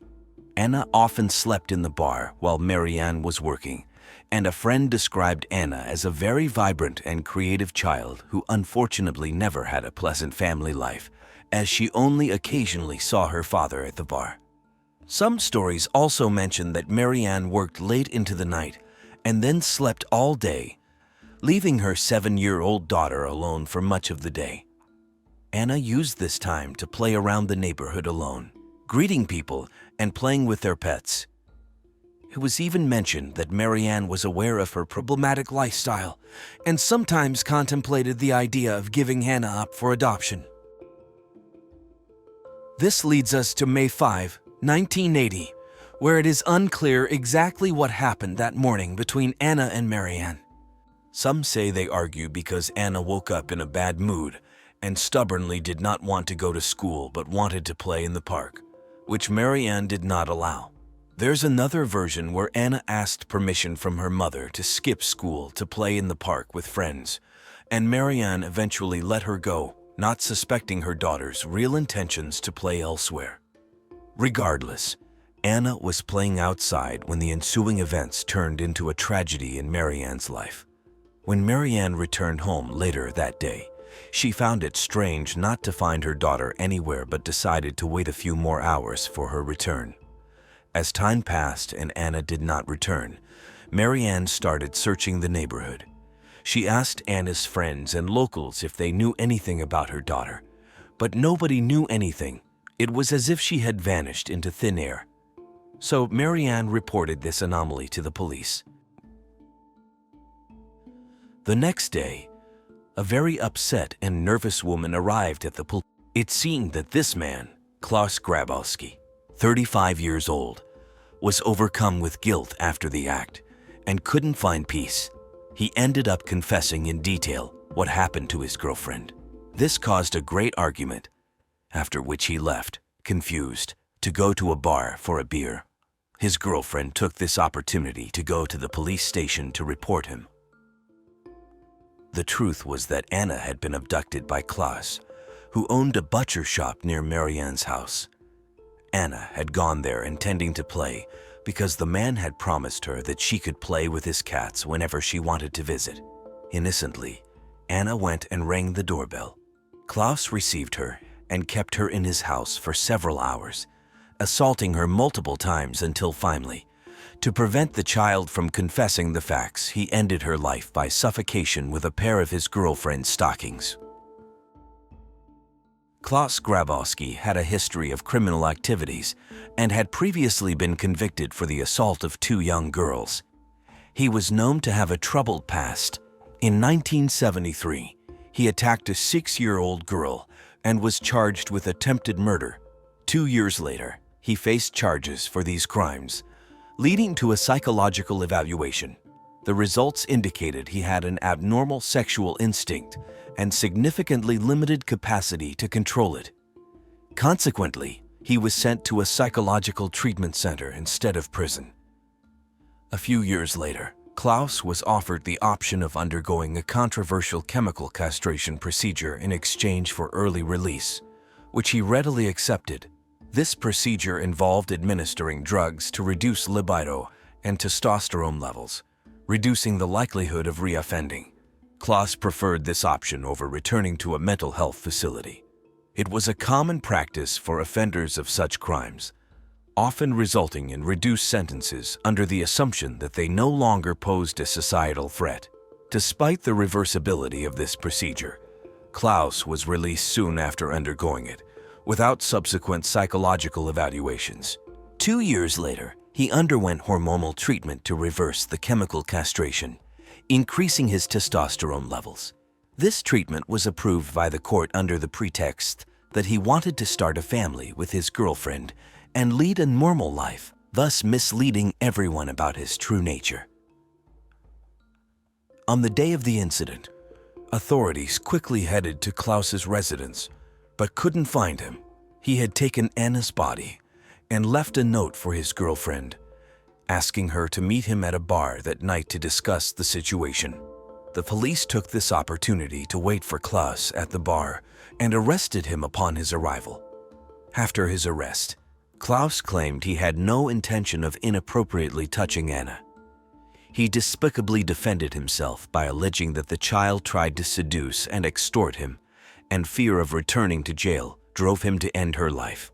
He claimed Anna had threatened to tell her mother he had inappropriately touched her, a claim he insisted was false and made with the intent to extort money from him. Klaus revealed he had hidden the body in a cardboard box near a canal.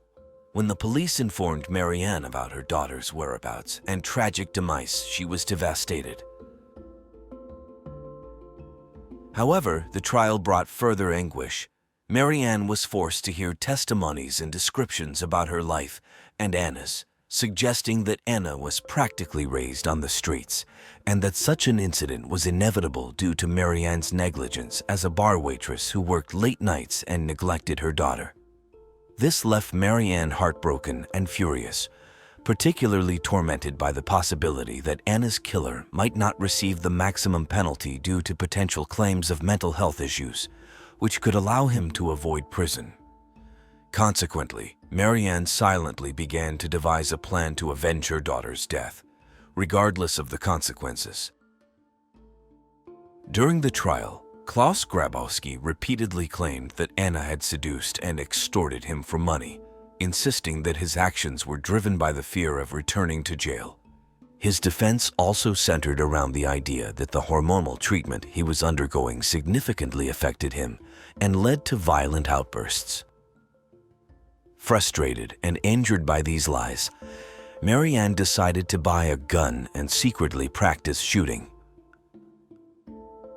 Every time Marianne attended the trial, her displeasure was evident, especially when she heard statements that defamed her 7-year-old daughter. At one point, she expressed clear anger, unable to bear listening to Klaus and his lawyer's fabrications. However, the trial took a dramatic turn on its third day, March 6, 1981. Marianne arrived at the courtroom later than usual, entering with an expressionless face. She walked with an upright posture, her hands in the pockets of her white coat. Unbeknownst to others, she had managed to bypass the strict security measures of the judicial establishment with a pistol in her pocket. As the judge and others in the courtroom carried on with the proceedings, Klaus, with his back to Marianne, faced the judge. At this moment, Marianne stood still, her nerves palpable. She seized the opportunity to act when Klaus stood up to give his statement. Marianne pulled out the pistol and fired 7 shots, 6 of which struck Klaus, causing him to collapse. The precision of her shots was noted by many. Marianne remained expressionless throughout, slightly moving her lips as she fired. She made no attempt to flee and did not resist when the courtroom security detained her. Marianne was heard saying, "That pig killed my daughter. He shot her in the face, but I shot him in the back. I hope he's dead." Her wish was confirmed when an officer checked Klaus and declared him dead. Upon hearing this, a look of relief crossed Marianne's face, contrasting her previous expressions. However, Marianne now faced her own trial, which would not be easy to escape. Those who witnessed the incident noted that Marianne seemed to be in a trance, struggling to comprehend her actions. The forensic psychiatrist examined her, asking her to write something to analyze her handwriting and mental state. Marianne wrote, "I did it for Anna," surrounding the sentence with 7 hearts, possibly representing each year of Anna's life. The next day, German newspapers displayed Marianne's photo, dubbing her the avenging mother. The case became the most well-known instance of vigilante justice in West Germany, garnering extensive media coverage. Television crews from across Europe rushed to report on the case, highlighting its extraordinary and tragic nature. Marianne was quickly brought to trial for murder. During her trial, she testified that she was not fully aware of her actions, claiming she was in a trance and even had a dream where she saw Anna walking through the courtrooms. She also mentioned her mental health had deteriorated significantly following the events. Marianne then told a lie that likely worsened her standing with the judge. She claimed she had bought the gun to end her own life, but no one believed she hadn't premeditated her actions and practiced with the weapon before using it in court. Many people in Germany and around the world supported Marianne for taking matters into her own hands, as they felt the system had failed by previously freeing Klaus and authorizing his hormonal treatment without proper evaluation. They saw it as fair to set her free. However, there were also those who viewed Marianne as a criminal who had taken justice into her own hands in the worst possible way, labeling her a murderer. Others judged her for being an irresponsible mother who had given up her other 2 children for adoption and committed a cold-blooded crime that could have harmed others in the process. With all this controversy and mixed feelings, Marianne was charged with murder in a judicial process for the death of Klaus Grabowski on November 2, 1982. The prosecution later withdrew the charge, and after 28 days of negotiations, the jury reached a verdict. In March 1983, Marianne was convicted of involuntary manslaughter and illegal possession of a firearm, sentenced to 6 years in prison. 3 years later, the authorities reconsidered, believing she didn't deserve any sentence. Soon after, Marianne sold her life story for about 250,000 German marks in an exclusive to a news magazine, stating she did it to pay off the debts caused by the judicial process. Following the fall of the Berlin Wall, she returned to a now unified Germany after being diagnosed with pancreatic cancer. During this time, Marianne was interviewed by various media outlets, often placed in tense situations with questions comparing her to Klaus, as both were murderers. Despite this, she maintained her composure, stating she did what she did to ensure Klaus faced justice for his actions against the 7-year-old girl, even as he continued to spread lies about her in his final moments. Knowing her illness was terminal, Marianne asked a reporter to accompany her with a movie camera until her last moments. Marianne passed away at the age of 46 on September 17, 1996, from pancreatic cancer. She was buried next to her daughter Anna's grave in the Lübeck cemetery.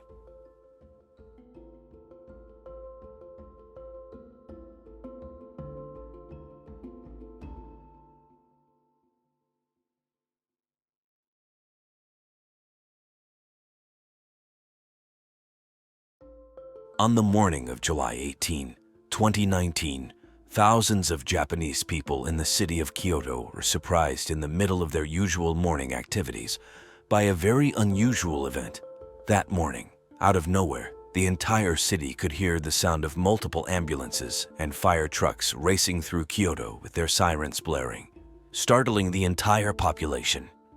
Most Japanese who witnessed the massive mobilization of ambulances and patrols couldn't help but wonder what could be the cause of this, while simultaneously thinking that whatever it was, it had to be something serious because all these vehicles seemed to be heading to the same location, disregarding the usual heavy traffic in Kyoto mid-morning, causing all cars and bicycles on the road to give way to the authorities. By 11 a.m. on this summer morning, it became apparent to the population that indeed, all this professional equipment was heading to the same building. Emergency services had received multiple calls reporting an explosion heard around 10:30 in the morning, and the worst part was that the building was reported to be engulfed in flames.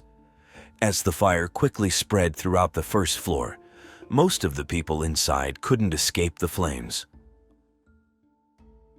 This place was an office complex belonging to the company Kyoto Animation, an animation studio founded in 1981 that had produced various anime and manga novels of all kinds. Throughout its history, it has released great works that have captivated both Japanese and international audiences due to its high production standards.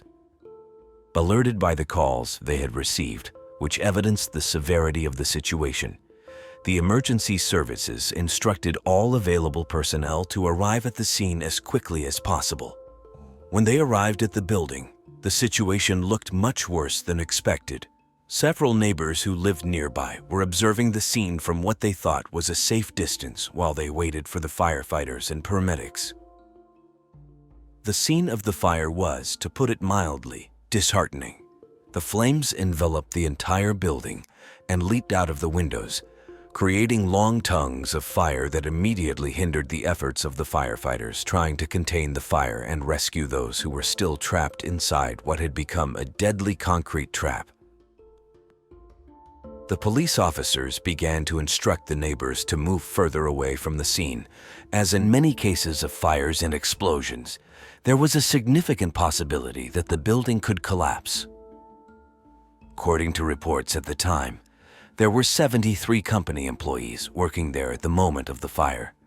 From the moment they set foot on the street, the paramedics knew they had a lot of work to do, because even the employees who had managed to escape the offices were now at the foot of the burning building, seriously injured, some unable to move or unconscious.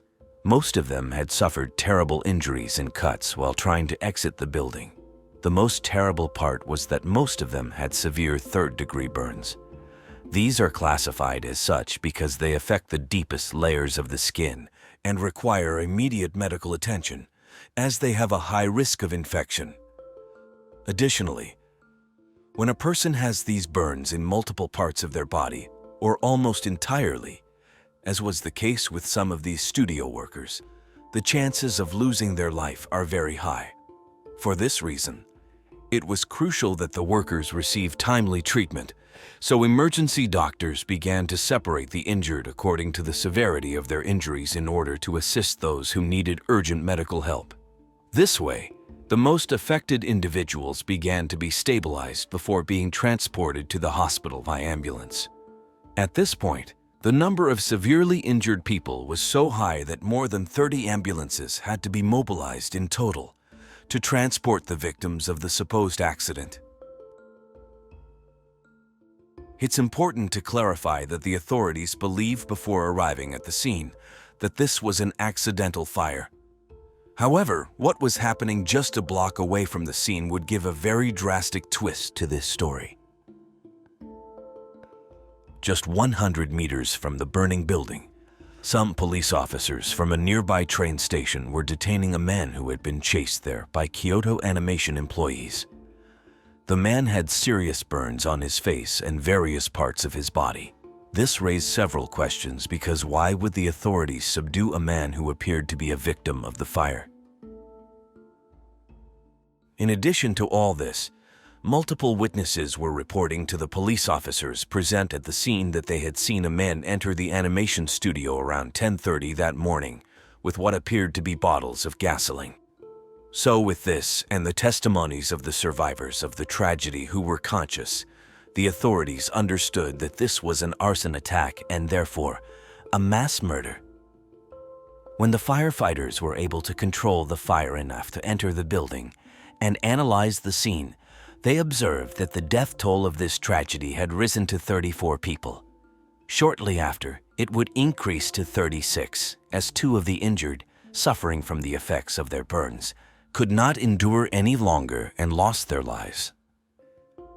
The man was arrested, as the same employees who had pursued him claimed that he was responsible, and the same police officers who had arrested him during his transfer to the hospital testified that this man began shouting that yes, he was the one who had caused the fire at Kyoto Animation, justifying it by saying that everyone inside deserved to die because they had stolen his work without giving him any recognition.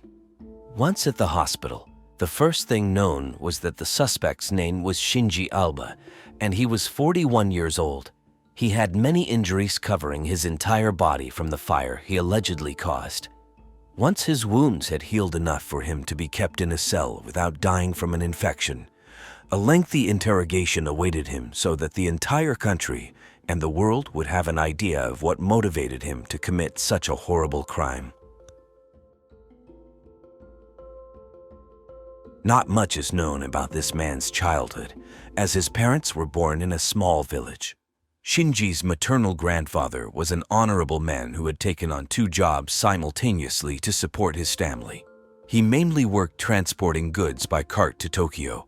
He was considered a very kind and hardworking man, until one day he was diagnosed with advanced cancer and, unable to afford the treatment that would save him, he made the decision to take his own life to avoid burdening his family with the responsibility of helping him. Shinji's mother would meet the man who would become the father of her children during her adolescence.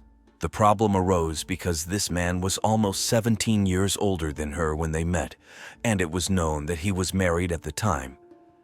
As a result, the woman's family strongly disapproved of their relationship, which is a very serious matter in Japan, as Japanese society places a significant emphasis on appearances. However, against all odds, she escaped from her parents' home, never to return. After running away, she started working in a factory near Kyoto, and eventually she got married with the older man. The couple had 3 children, of whom there is only information available about Shinji and his sister. After leading what seemed to be a relatively normal life, it appears that Shinji's mother wanted some excitement and began an affair with a much younger man than her husband. When she was caught, she left home, leaving her husband, who earned a living as a taxi driver, completely alone and responsible for their 3 children. This continued to be the family's normal life until 1999, when a car accident left the father paralyzed. He was subsequently fired from the taxi company where he worked, leaving the man, who was already struggling to make ends meet, without the possibility of working to pay rent and provide food for his 3 children.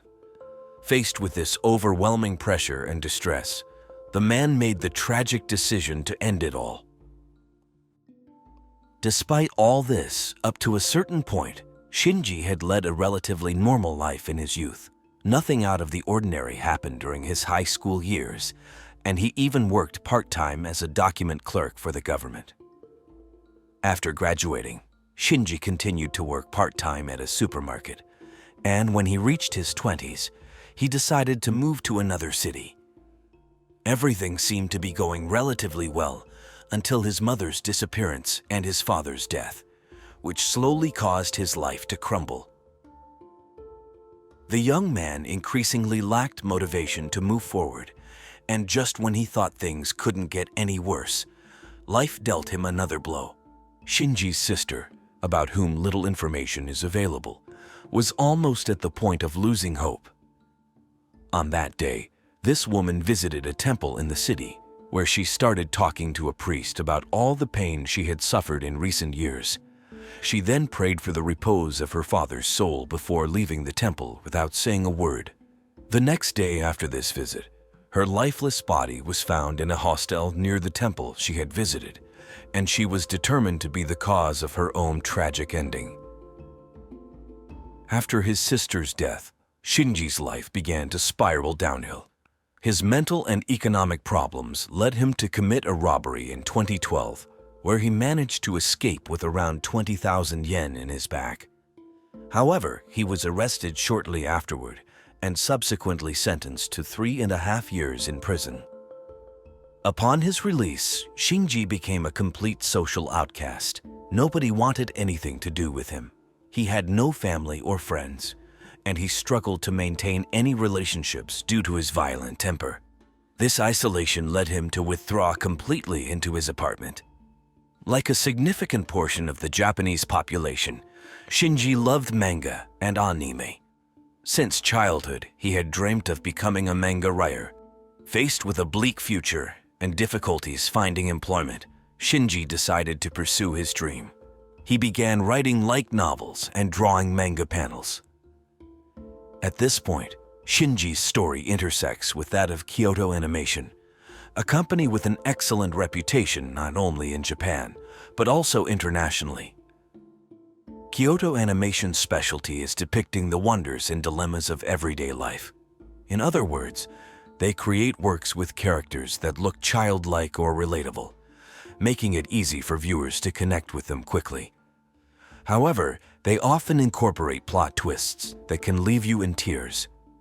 Every year, this animation company holds a manga and novel writing contest, where enthusiasts submit their works in the hopes of getting them published or adapted by the studio, or even turned into a big screen production.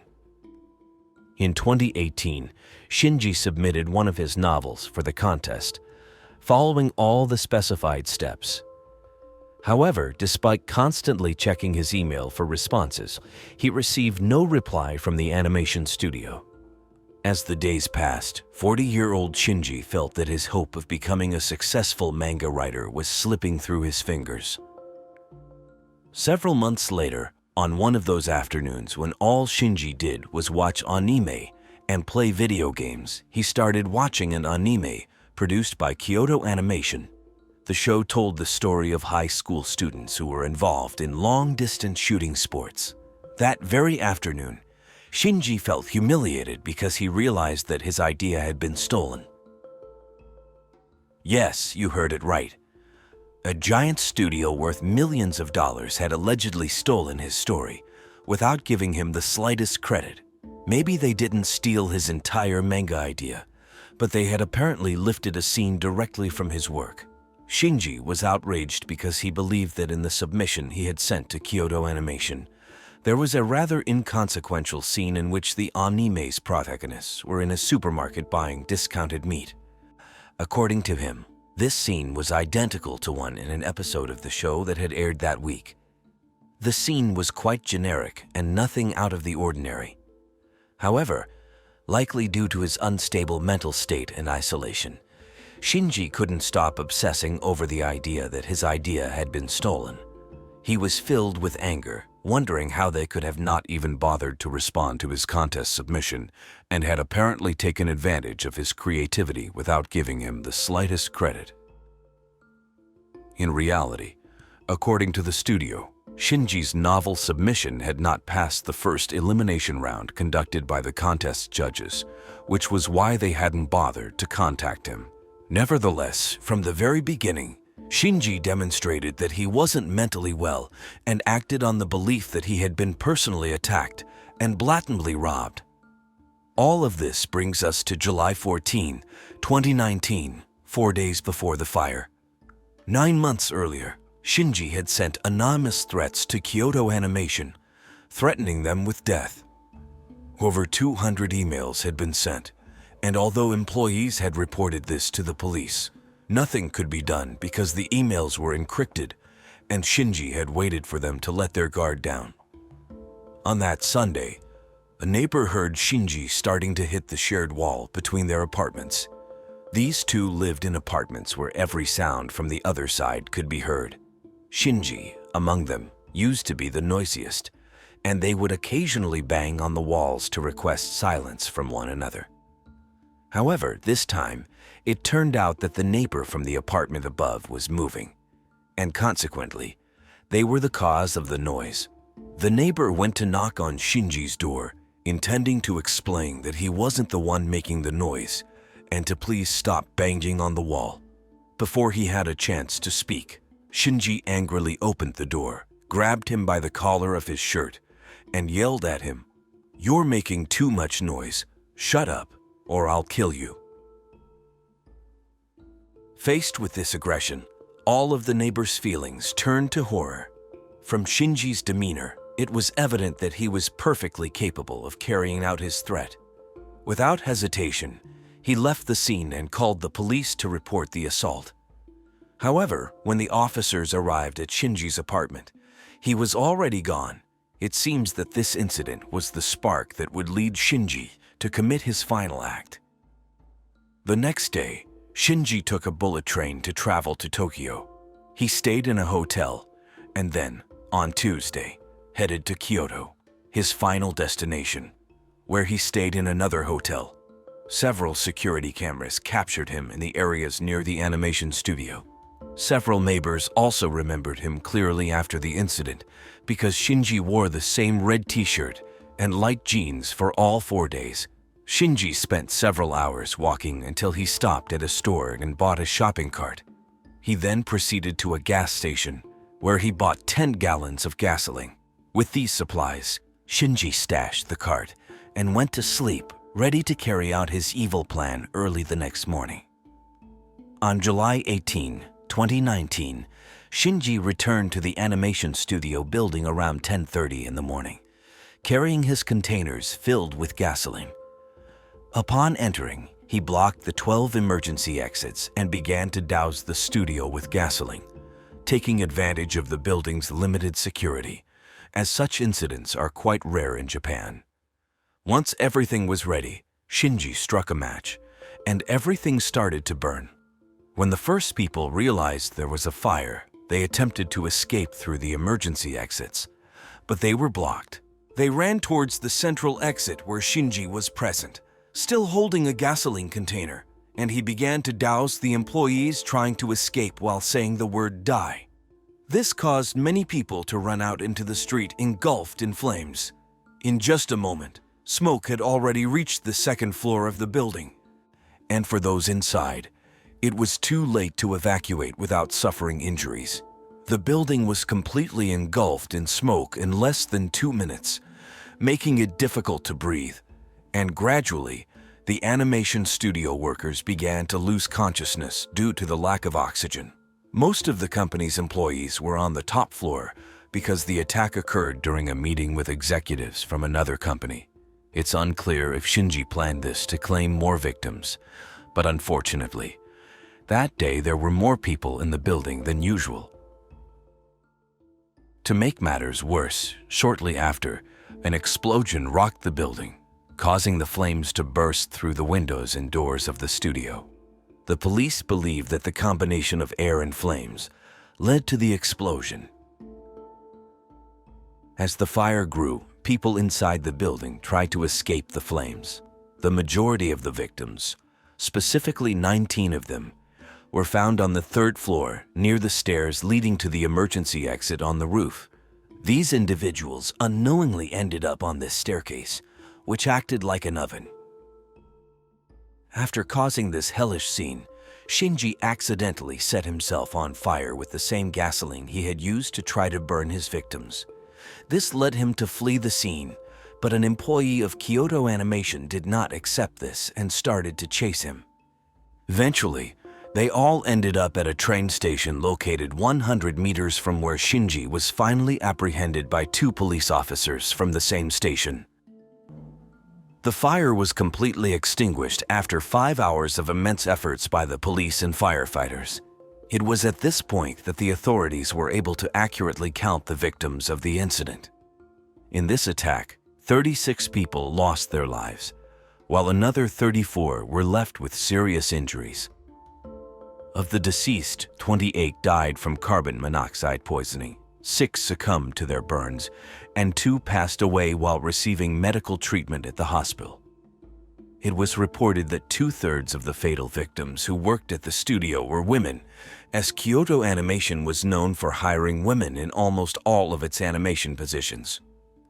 After spending 10 months in the hospital, Shinji was officially arrested and processed.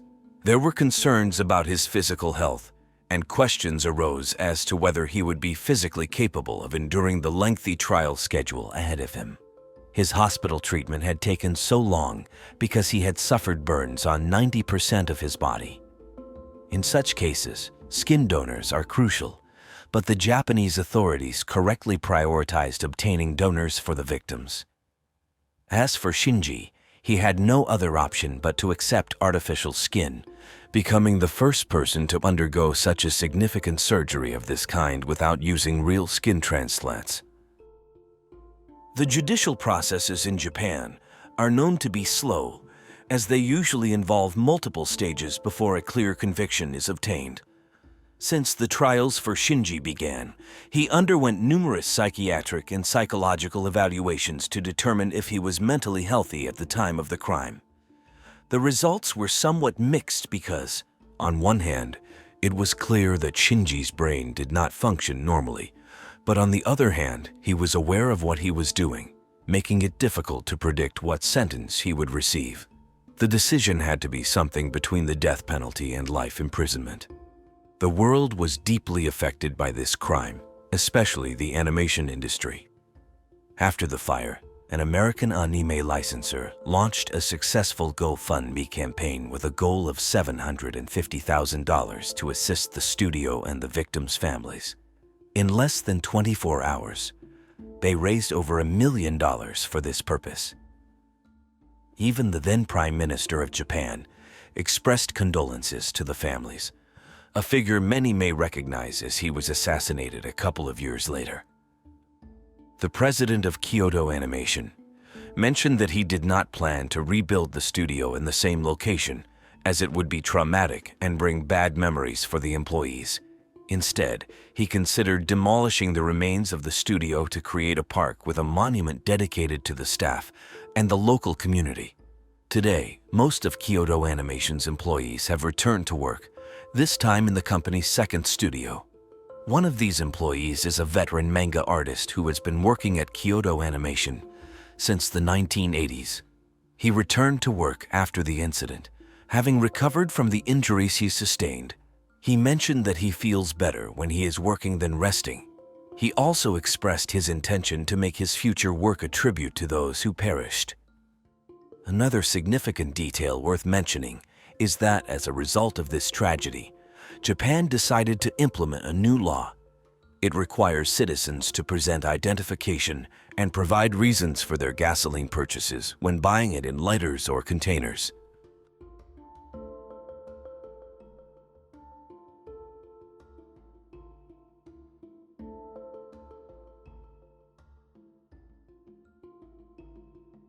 The horrible James Bulger case.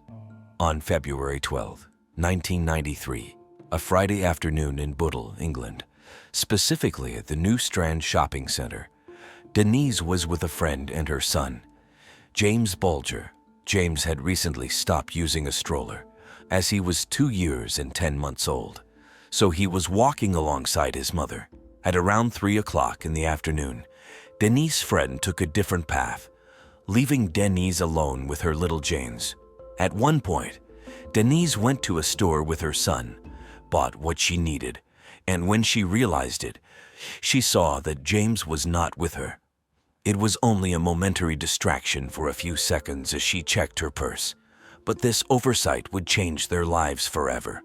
We all have memories of getting separated from family members in the shopping center as children, so the response here was quite common. When Denise left the store, she reunited with her friend, who had just passed by the front of the shop, but she didn't see James anywhere. They assumed he had wandered off, so they began asking the mall security guards and anyone they encountered if they had seen the child. Soon, announcements were made over the mall speakers, inquiring about James, and as desperation mounted, several police patrols combed the area until nightfall. Yet there was still no sign of James. The next step for the police was to review the shopping center's security cameras, as it was their only hope of discovering what had happened that afternoon with James. It was 1993, and security cameras had limited resolution at that time, and this particular shopping center didn't have many of them. However, one camera happened to be pointed at the store. The footage showed James leaving through the door, and Denise's lapse in attention was indeed brief, as within a minute she could be seen searching for James at the door. But by then, it was already too late. The next trace of James was captured by one of the overhead cameras, showing him following two individuals. What was unusual was that these two individuals appeared to be teenagers, seemingly between the ages of 14 and 18. In the final image of James, he was seen leaving the shopping center with one of these boys holding his hand. Initially, there was hope, with the court thinking that these young boys wouldn't be capable of harming little James. However, 2 days later, the truth would come to light. More than 4 kilometers away from the shopping center, while playing, some teenagers stumbled upon the remains of a child on the train tracks, who had apparently been struck by a train.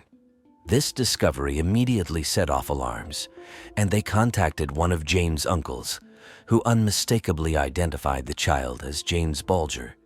It was clear that this was no accident. In fact, all evidence suggested that James had died before being struck by the train. His body bore so many injuries that investigators couldn't determine the exact cause of his death. There were 2 more unsettling details. He had a pair of batteries in his mouth, and his left eye had been eerily painted blue.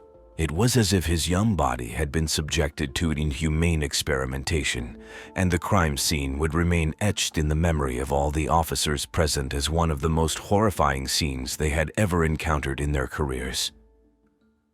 The local community was in shock and outrage over the tragic incident, Many expressed their heartfelt condolences to the family, particularly Denise.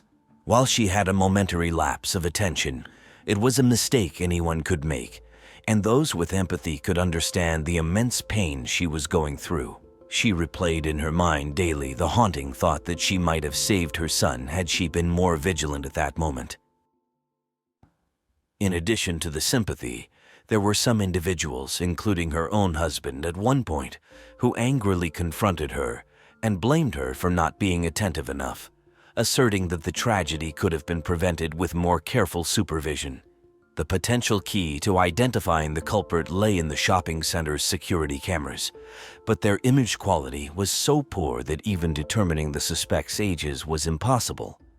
Various media outlets attempted to enhance the images in hopes of identifying the individuals, but their efforts proved fruitless. The last glimmer of hope rested on someone coming forward to confess to the crime. On February 16, just 2 days after Jane's body was discovered, the police received a crucial call. The caller accused a 12-year-old boy named Jonathan Green of being the perpetrator, and shockingly, this accusation came from his own parents. They claimed that their son bore a resemblance to one of the suspects captured in the security camera footage, a grave accusation indeed when it comes from one's own parents. Law enforcement took this accusation seriously and subjected Jonathan to nearly 23 hours of relentless interrogation before eventually declaring him innocent. In a subsequent interview, Jonathan revealed the profound psychological trauma he endured during this time, spending countless sleepless nights. The intensity of the questioning even tempted him to falsely admit guilt at one point. The parents, however, did not hesitate much before making the accusation, even though the images they based it on were captured just days earlier. Furthermore, Jonathan was a mere 12 years old, and giving him the benefit of the doubt should have been a priority. The only evidence against him was a vague resemblance, which wasn't particularly strong given the poor image quality, akin to images taken through a blender. The media, driven by the pursuit of attention, without much consideration, broadcasted Jonathan as the prime suspect. This prompted people, fueled by a thirst for justice, to attack the vehicle in which he traveled with his parents and to vandalize their home by pelting it with stones until all the windows were shattered. The harassment was so severe that the Greens had to abandon their home and relocate to another city. Just 6 days after Jane's disappearance, a television program showed all available information about the case up to that date, hoping that a viewer might provide a clue to apprehend the culprits. The program was immensely popular at the time, and following its broadcast, the police received several calls, with one call standing out as particularly valuable. It came from a woman who firmly believed that the real culprits were Robert Thompson and John Venables. These boys were known for their mischievous behavior, which had escalated into criminal activities such as theft. They had gained a notorious reputation at their schools and were frequent truants. However, a significant conflict arose when the police suspected that the culprits were at least 14 years old, while these potential suspects were just 10 years old. Due to this discrepancy and the fact that there were several other suspects of similar age, the police decided to pay a visit to the homes of these young boys, although their expectations were not high. Initially, they observed some peculiar behavior, but it was challenging to draw definitive conclusions from these observations since the police had very little experience dealing with child offenders of this age. Subsequently, it was confirmed that both boys had skipped school on that particular day. Additionally, there was a noticeable detail. One of John's shoes displayed clear stains of blue paint. This piece of evidence led the authorities to consider them as prime suspects, and they were promptly taken to the police station. Unlike the previous case with Jonathan, this time the authorities handled it discreetly to prevent the young boys from enduring the extensive hours of questioning in a single session. Consequently, the interrogations were spread out over multiple days. The initial day of questioning proved to be challenging, given the boy's age of just 10, and the authorities couldn't subject them to the same scrutiny as adults. As a result, both boys steadfastly denied any involvement in the crime, and their age and emotional state played a significant role in this response. However, as the interrogations continued into the second day, a marked contrast emerged between Robert and John. Robert remained composed, displaying little emotion, not shedding a tear, and maintaining a stoic demeanor. On the other hand, John's emotional resilience began to waver, and he eventually confessed to the crime. John revealed that on that fateful afternoon, he and Robert had decided to skip school as they often did and ventured to the shopping center. Their initial actions upon arrival included stealing various items, among them a pair of batteries and a can of blue paint. Growing weary of their theft spree, a sinister idea took hold in their young minds: the idea of kidnapping a child. They planned to take the child onto the street and push them in front of an oncoming car. To execute this plan, they first signaled to another child to approach them. Fortunately, the child's vigilant mother intervened in time, preventing any harm. Continuing with their disturbing plan, as they passed by a butcher shop, they signaled to James Bulger through the window. Tragically, James responded to their call and left the shop, unbeknownst to his mother. The two boys quickly whisked James away from the shopping center to carry out their dark scheme. However, James, with his remarkable balance, made it challenging for them to push him far enough onto the road for a car to strike him. Undeterred, they decided to take James to a nearby canal, intending to push him in and drown him. Upon reaching the canal, they pushed him from above, but instead of falling into the water, James tumbled and struck his forehead, resulting in a visible bump. His cries for help filled the air. It is estimated that approximately 38 individuals witnessed these two boys with James, and a few inquired about their actions. Initially, one of the boys falsely claimed that they were brothers, which caused frustration among those who witnessed the incident. It is important to note that the onlookers faced a challenging situation involving children who appeared innocent, making intervention at the time more complex.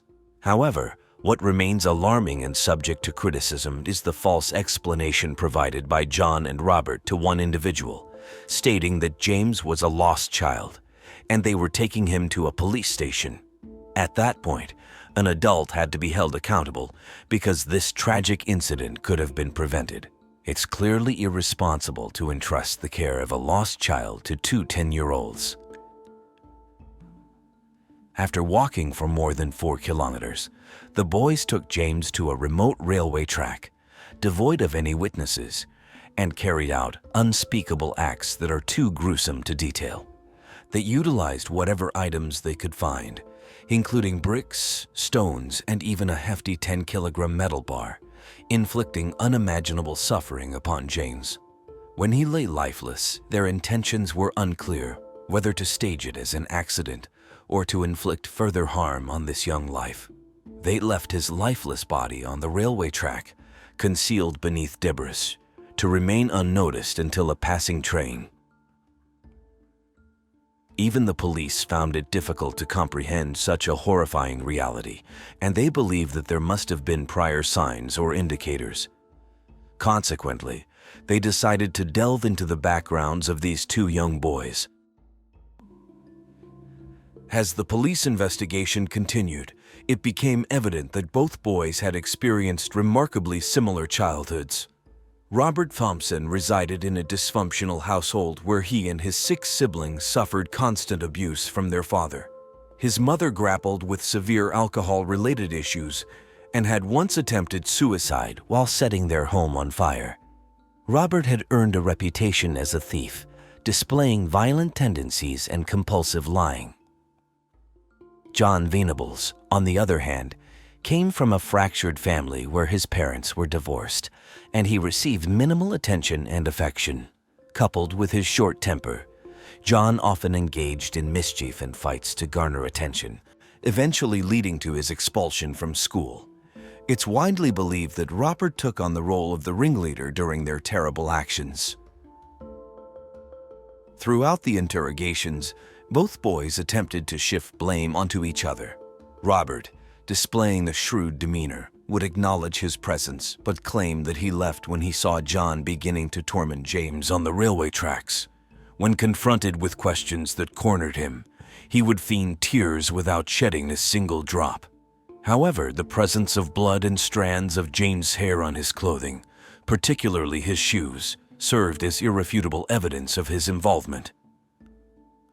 Consequently, on February 20, both were declared guilty, identified only as Boy A and Boy B to circumvent potential issues similar to those faced by Jonathan Green.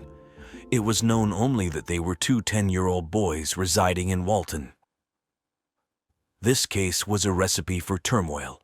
The brutal murder of a child as innocent as a 2-year-old had shaken the community, evoking tears and profound anger.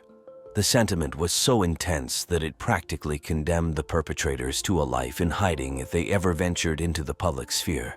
Yet, these culprits were merely children of 10, making any sentencing decision the subject of heated controversy. There was a significant divide in public opinion regarding the appropriate punishment for John Venables and Robert Thompson. While some called for the death penalty, others believed that a regular prison sentence would suffice. The debate also centered around the issue of anonymity.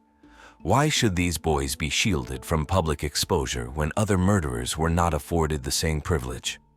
Revealing their real names would effectively have been a death sentence, erasing all the efforts invested in their psychological rehabilitation. However, some may argue that if they didn't afford James a chance to live, why should they be allowed to live freely? When the trial started, the parents of the accused were moved to different parts of the country and assumed new identities following death threats. The full trial opened at Sessions House, Preston, on 1 November 1993, conducted as an adult trial with the accused in the dock away from their parents, and the judge and court officials in legal regalia. The boys denied the charges of murder, abduction, and attempted abduction. James's mother, devastated by the loss of her son, could only muster the strength to attend the day of the verdict. It wasn't until the sentencing that the judge permitted the media to publish the faces of Robert and John, who had shown no remorse throughout the 17-day trial. The evidence presented indicated that both boys understood the difference between right and wrong. John's tears seemed to stem from the anticipation of their impending fate, while Robert remained emotionally detached. With this knowledge in mind, on November 24, 1993, John Venables and Robert Thompson, initially facing a minimum of 15 years in prison, received a different sentence. They were to be held in a juvenile detention center until they turned 18, avoiding a real prison experience. This decision disappointed the public to the extent that riots erupted and vehicles believed to be carrying the boys were vandalized. However, these vehicles were decoys, and the boys were transported discreetly in other vehicles. From that point onward, they were granted new identities, shrouded in secrecy, known only to the authorities tasked with monitoring their lives. Initially, public outrage soared when news broke that the government had allocated £1.5 million, roughly equivalent to $2 million, for the rehabilitation of these young boys. This sparked a moral dilemma, as many argued that this substantial sum could have been better spent on saving innocent children, providing them with essential medications and sustenance. After all, this money came from hard-working taxpayers who weren't keen on supporting these boys financially. Some demanded a minimum prison sentence of 15 years for the young offenders, and this demand held some validity. Despite the expertise of psychologists, it's well established that by the age of 18, an individual's brain hasn't fully matured and latent issues may surface. Allowing potentially dangerous individuals to exit psychological support at this age was seen as a considerable risk. In June 2001, both boys were released, and their anonymity would only be lifted if they committed another crime. Interestingly, Robert, who initially appeared more problematic, managed to stay clear of criminal activity. On the contrary, John's behavior took a different turn, becoming the focal point for those questioning the efficacy of the system and how such individuals could be allowed to reintegrate into society. John's criminal history began with a brief jail sentence in 2008 for instigating a bar brawl and being found in possession of drugs. In 2010, he faced arrest for possessing indecent images related to child abuse. Subsequently, he was convicted and sentenced to 2 years in prison after confessing to downloading and disseminating such content online. Although he was released in 2013, he returned to jail in 2017 on the same charges. This time, he received a 40-month prison term after admitting to possessing over 1,000 explicit images. The exact details of his release and subsequent actions remain unclear, as authorities, seemingly regardless of his actions, continue to shield him from public scrutiny. Even 2 decades after the initial crime, John managed to claim another victim, 36-year-old Scott Bradley. Scott, a family man, fell prey to false rumors that he was, in fact, Robert Thompson. Over several months, he endured relentless harassment, insults, and threats directed at his family, and most importantly, his beloved son. During one phone call, he confided in his mother, expressing his unbearable distress and a desire to end his own life. Regrettably, she didn't take his words seriously, assuming the situation would eventually subside. Tragically, on August 10, 2012, Scott Bradley's mother discovered her son's lifeless body hanging from a noose. When authorities arrived at the scene, they determined it was a case of suicide. The mother of James Bulger, along with countless others, couldn't help but wonder if this tragedy might have been averted had the true identities of the original perpetrators been revealed. In late June 2019, it was reported that British officials had considered resettling Venables in Canada, Australia, or New Zealand due to the high cost behind protecting his anonymity. British authorities had reportedly spent £65,000 in legal fees to keep Venables' identity a secret.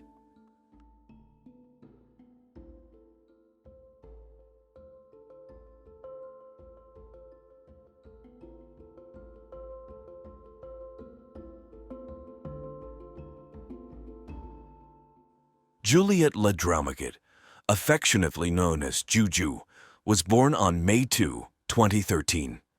Her parents are Paraguayan William Zapata and Frenchman Stéphane Ladromagit, who gave the little girl both nationalities. Charlotte, the couple's firstborn, completed their family. Eventually, the spouses divorced, and Lillian joined Rainer Oberber, the German citizen who had arrived in Paraguay just a year before to settle in the country. It was known that he had worked on projects or campaigns related to human rights in Europe. Juliet had microcephaly, a neurological condition that causes motor disabilities and cognitive developmental delays. The girl was described as a cheerful, affectionate, and lively child who enjoyed playing outdoors. From mid-March 2020, Juliet had been living on a farm in the city of Emboscada with her mother, sister, and stepfather. According to reports about the case, Rainer convinced his partner to settle there when the quarantine was imposed due to the COVID-19 pandemic.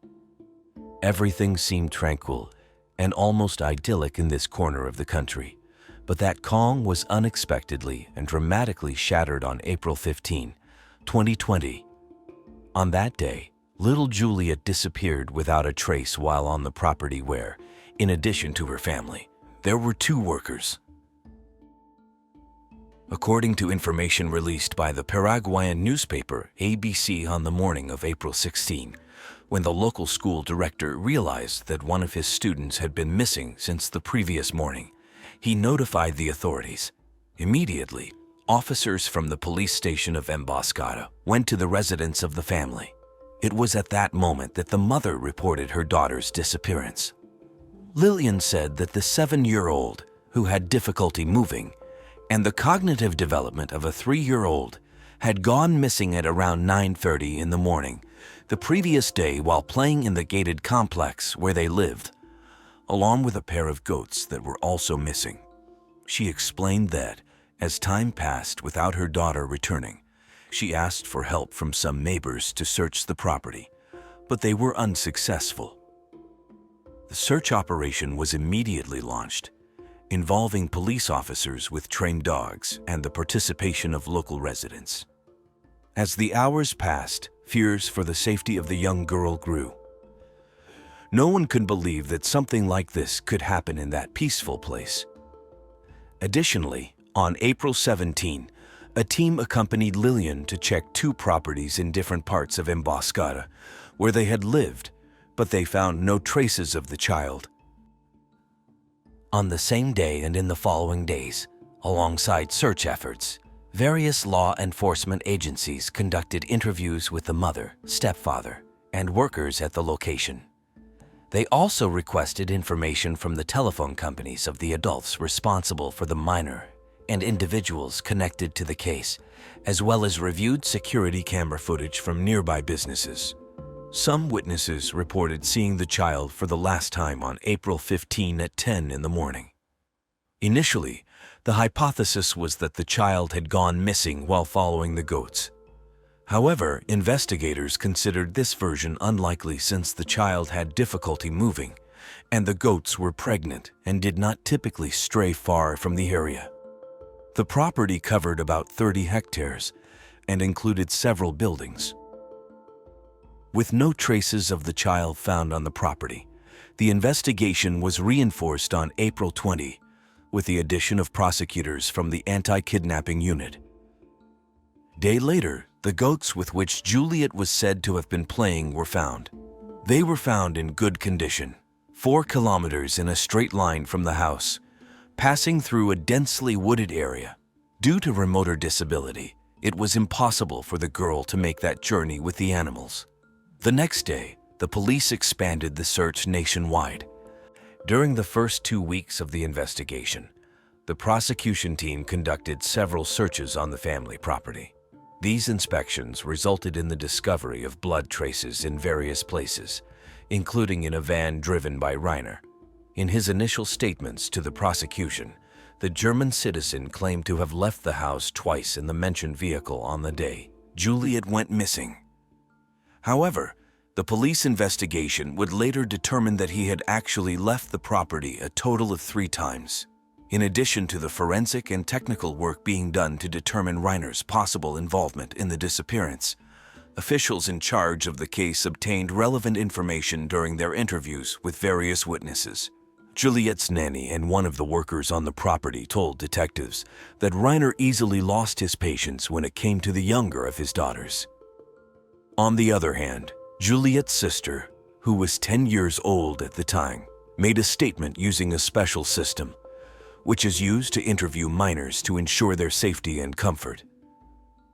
A day later, the young girl left the country as a protective measure to reunite with her biological father in Switzerland.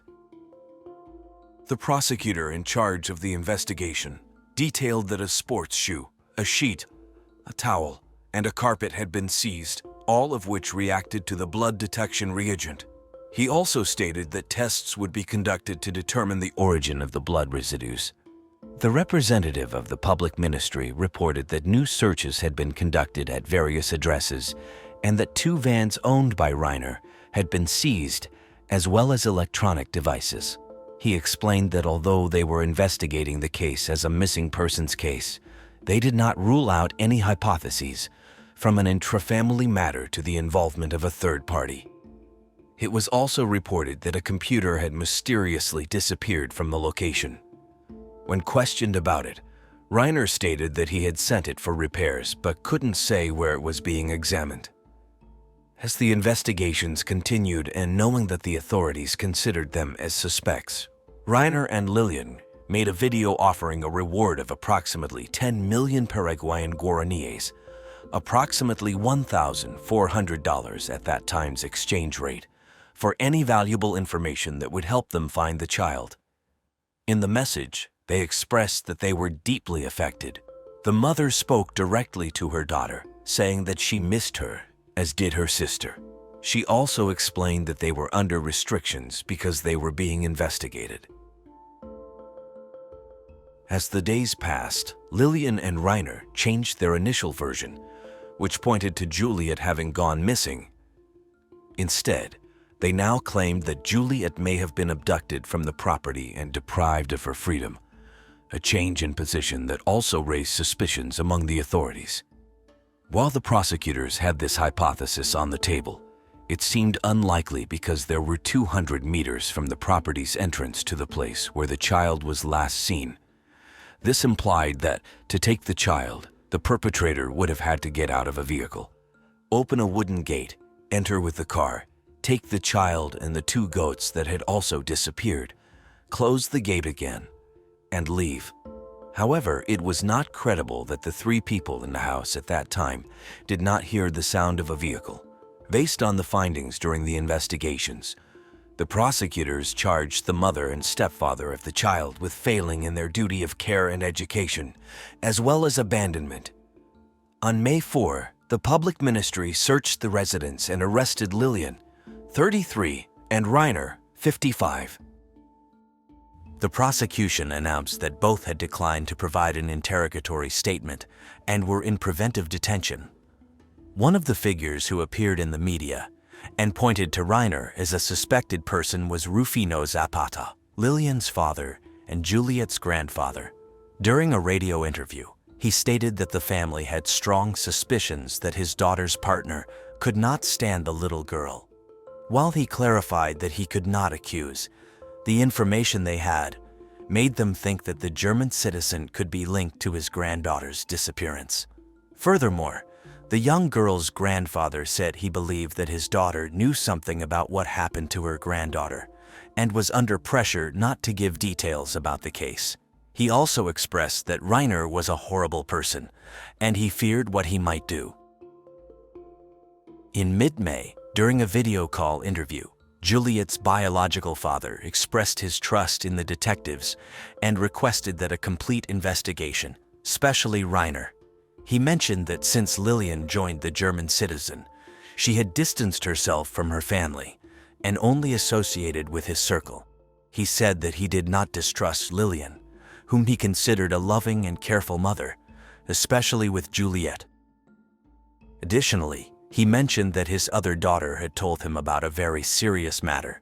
He said that further investigation was needed and that he had some suspicions about what might have happened to the little girl. Although he didn't know who was responsible, he was certain that it wasn't an accident. According to him, his elder daughter told him about the day her little sister disappeared. The girl said that while she, her mother, and other people were searching for Juliet, Reiner remained seated in front of his computer the entire time.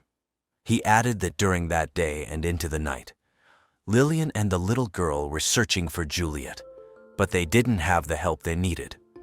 While defending his ex-wife, he also suggested that, in his opinion, she was a victim and had no idea what had happened. The father of the child appointed a group of lawyers, including Oscar Tuma, to represent him.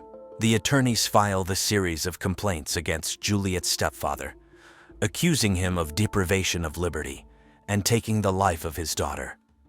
Oscar Tuma had collaborated several times with an organization which had been working since 2013 for the protection of children in Paraguay, especially those declared missing. Reiner insisted on his innocence, stating that he had nothing to do with Juliet's disappearance. On May 18, the police once again searched the Julia Fanwis property, but found no trace of the child. The police and the prosecution had already conducted a series of inspections, especially in places where German citizens who were part of Reiner's circle stayed. Electronic devices, closed-circuit recordings, and documentation were seized. A more intense search was also ordered, considering the possibility that the child might be found deceased. Some buildings were examined, and floors were lifted, but none of these efforts yielded results. The media covered the case, especially the differences of opinion between Juliet's father and his lawyer, Oscar, who announced in early June that he was stepping away from the case. According to him, his job was to find the truth, but his client's demands would not allow it. When asked about it, he added that Stefan's decision to side solely against Reiner went against his convictions. The lawyer took the opportunity to explain that, in his opinion, all the pieces of evidence pointed to both of them as responsible for the child's disappearance. Despite intense efforts, the lack of results from the various actions undertaken caused frustration among both the investigators and the child's grandparents. However, as time went on, and based on information contained in various seized devices during searches, detectives made discoveries that changed the course of the investigation.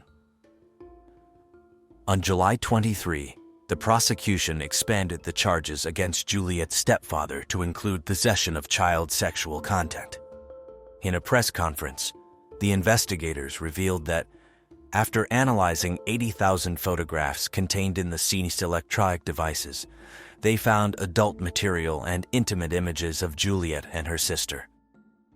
According to the prosecutor, they had indications that the stepfather of the minors had captured the images. The established truth concept dictates that the person who took the photograph is considered the alleged perpetrator. This was articulated in the reasons for the charges against Reiner, as the images were found on his cell phone. Early the following year, the prosecutor in charge of the case declared that the investigation into Juliet's disappearance was getting closer to the truth. However, 2 months later, the case remained unsolved, and a decision by the main suspect came as a surprise.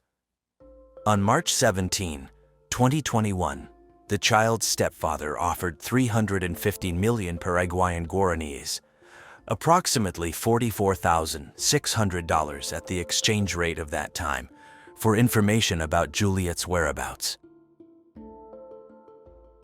Through the lawyers who made the announcement, Reiner insisted on his innocence and claimed that he or the kidnappers of the child could have entered the property through the rolling gate or from the neighboring property. On that occasion, he defended the mother of the missing child, who was also being held against her will, and criticized the justice system, stating that he never imagined that the truth could be suppressed for so long and that judges and prosecutors were trampling the law.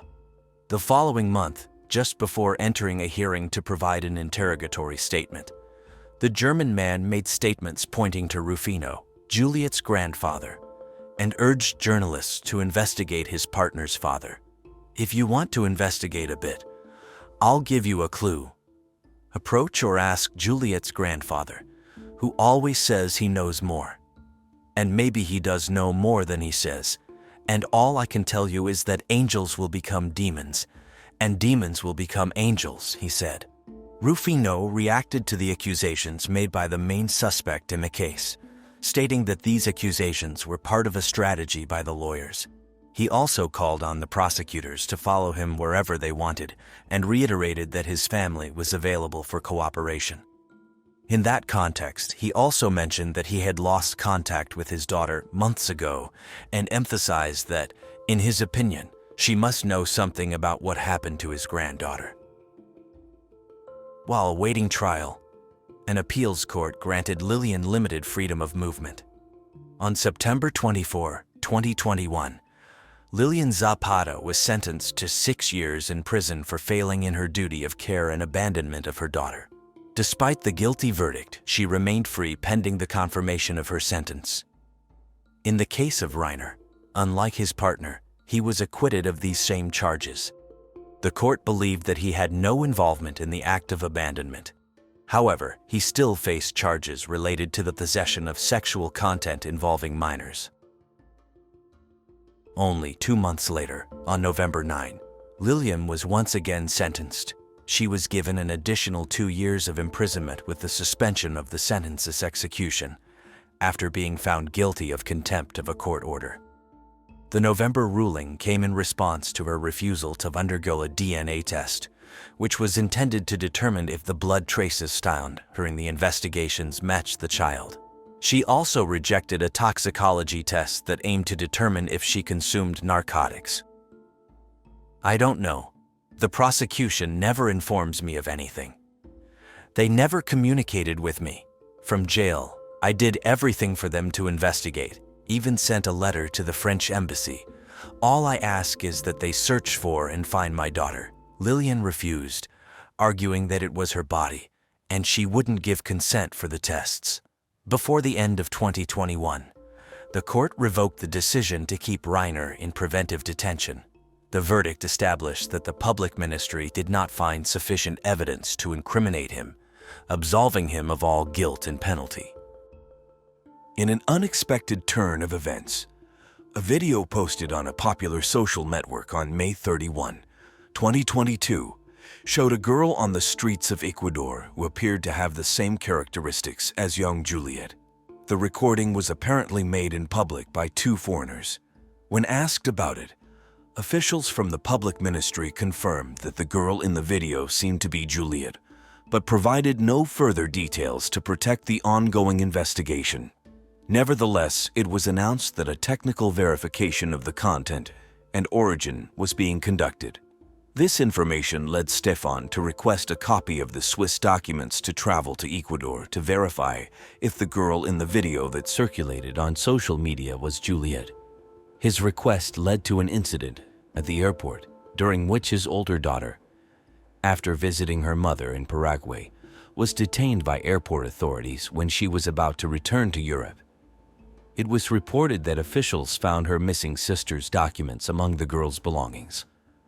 As a result, the girl missed her flight, but there were no other reported consequences. In a new chapter of this case, judge ordered the capture of Lillian to enforce the prison sentence imposed in 2021 for the charges of violating her duty of care and abandonment.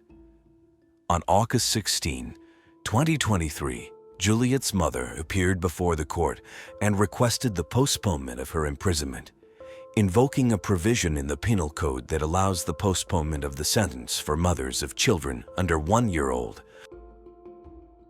However, on August 17, the court ruled against her request and ordered her immediate confinement at the National Women's Penitentiary, where she will serve her 6-year sentence.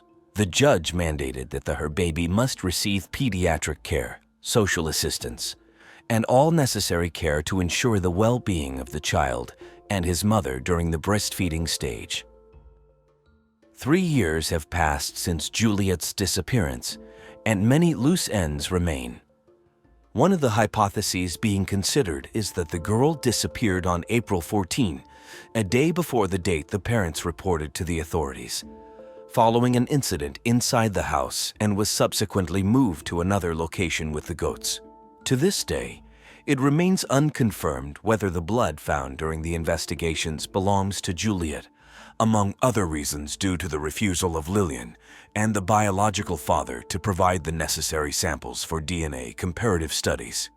Nevertheless, Stefan remains vigilant for any progress in the investigations and has offered a reward for information leading to Juliet's whereabouts.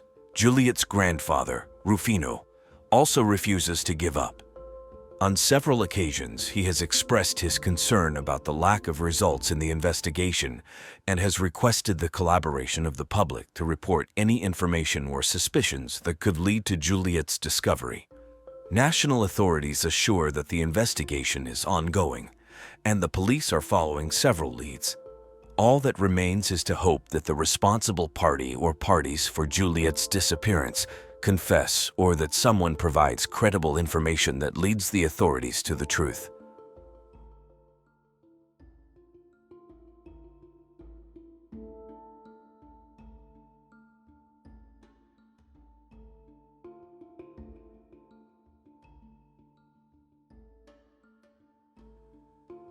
In January 2018, one of the daughters of the Turpin couple, Jordan Turpin, escaped from her home. She jumped out of a window, and once outside, she called emergency services. At the time, the young girl, named Jordan, was 17 years old.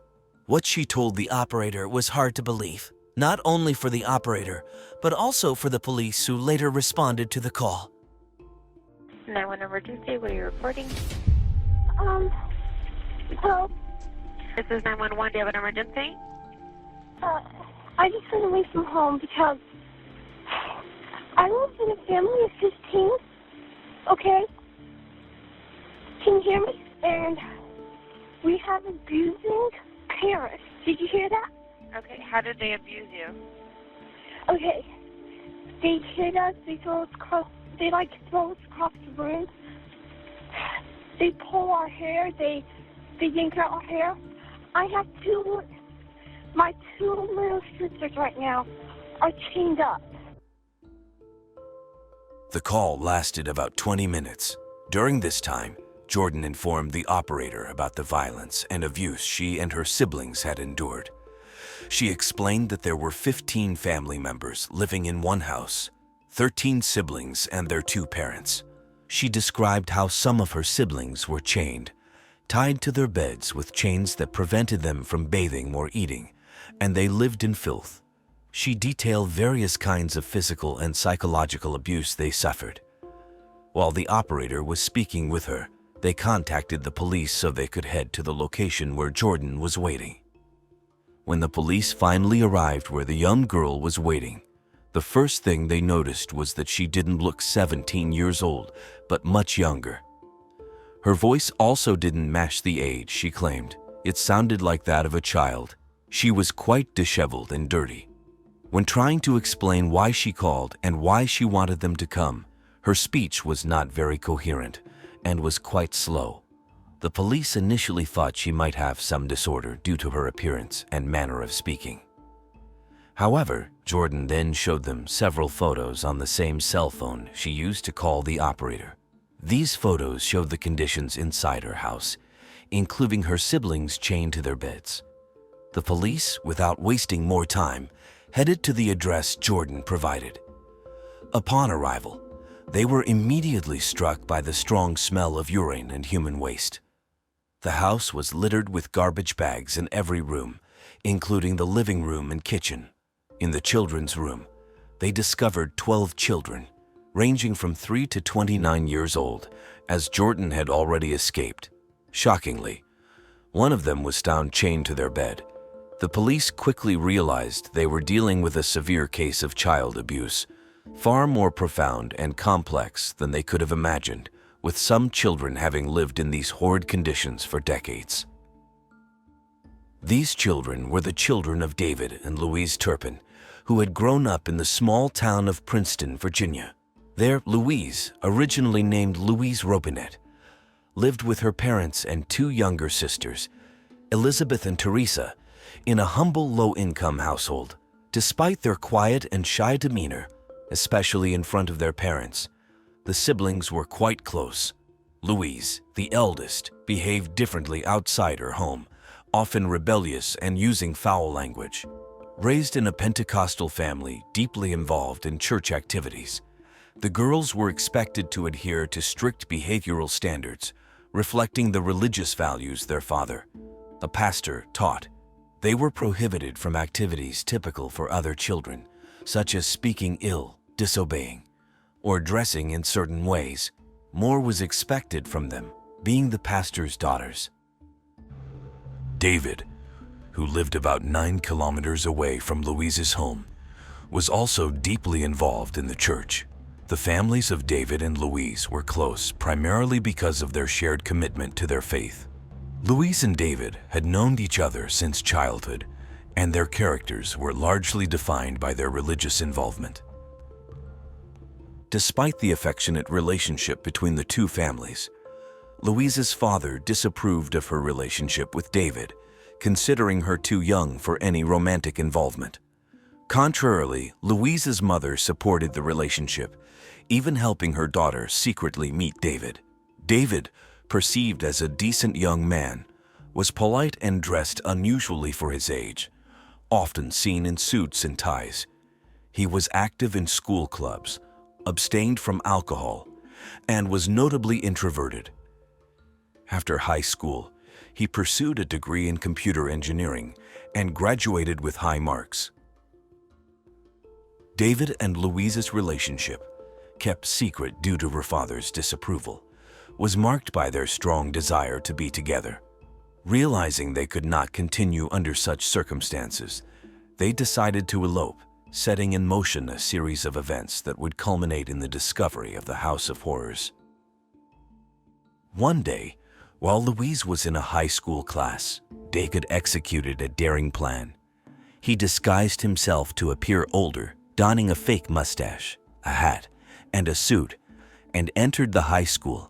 He successfully convinced the supervisor in charge of student welfare that he was a relative of Louise and managed to take her with him. Together, they left the school and embarked on a journey to Texas, ultimately arriving in Fort Worth. Their intention was to begin a new chapter of their lives together in this new location. However, their parents were obviously worried and angry about their disappearance. Particularly concerning was the issue of public perception, as it looked bad for a pastor's daughter to run off with someone without being married first. Louise's parents reported her disappearance to the police. 3 days later, the couple was found in Texas. Louise was brought back to her home because she was a minor. Upon their return, Louise's father somewhat acquiesced. He told them that if they truly wanted to be together, they must do so in accordance with their religious beliefs. This meant they had to get married, as sleeping in the same bed or engaging in sexual relations without being married was considered a sin in their family. Being deeply in love, they agreed to follow her father's instructions. In 1985, when Louise was just 16 years old, they got married in a small ceremony. They continued to live in Virginia for a couple more years. 3 years after their wedding, in 1988, they welcomed their first child, the girl. They stayed in Virginia with their daughter for another 2 years, until the early 1990s. It was then they decided it was time for a change, to grow and move on. They chose to leave Virginia for Fort Worth, Texas, the place they had initially escaped to 5 years earlier. Their decision to move was motivated by 2 main reasons. David wanted to relocate because he had been offered a very good, well-paying job in Texas, which he did not want to turn down. And Louise, as she told her sisters, wanted to leave Virginia, primarily to distance herself from her family. She no longer wished to have direct contact with her family, at least not at that time. And this was because, according to what the sisters said, their maternal grandfather had been abusing their mother since their mother was a child, and this abuse only stopped once their mother got married. Then her mother had her 3 daughters, so the grandfather started abusing the girls also since they were very young. Since Louise was the oldest daughter, she had suffered this abuse for many more years. The moment Louise escaped to Texas with David when he was 16 years old, the abuse stopped. Her sister even says that on one occasion when Louis was between 14 or 15 years old, her grandmother came into the house and saw that her husband was abusing her granddaughter. But the only thing she could think of to do was to gather the 3 sisters and also several members of the family who knew that this abuse was happening, and she told them not to say anything, because the family had a reputation to keep. This situation started because the grandfather had a lot of money, and the 3 girls were quite poor and lived in quite humble conditions, so the grandfather gave them money. The mother took the girls to the grandfather's house, and they always cried and asked her not to take them because they knew what was going to happen when they went to see this man. However, their mother told them she needed the money to buy food, shoes, and clothing, so she felt compelled to take them. She was also aware of what was happening, as she herself had been subjected to the same abuse by her father since she was a child. Louise's younger sister, Teresa, mentioned that their grandfather would place money in their hands while abusing them, then close their hands around it. This was his way of trying to compensate for his actions, at least in his mind. After giving them money, he would tell them not to cry because he had given them money, implying they had no reason to cry according to them. Once he finished, he would take them outside to the door or to the car where their mother was waiting, and they would see him giving money to their mother. Louise harbored deep resentment towards her family because many of them knew about the abuse but said nothing due to the grandfather's wealth.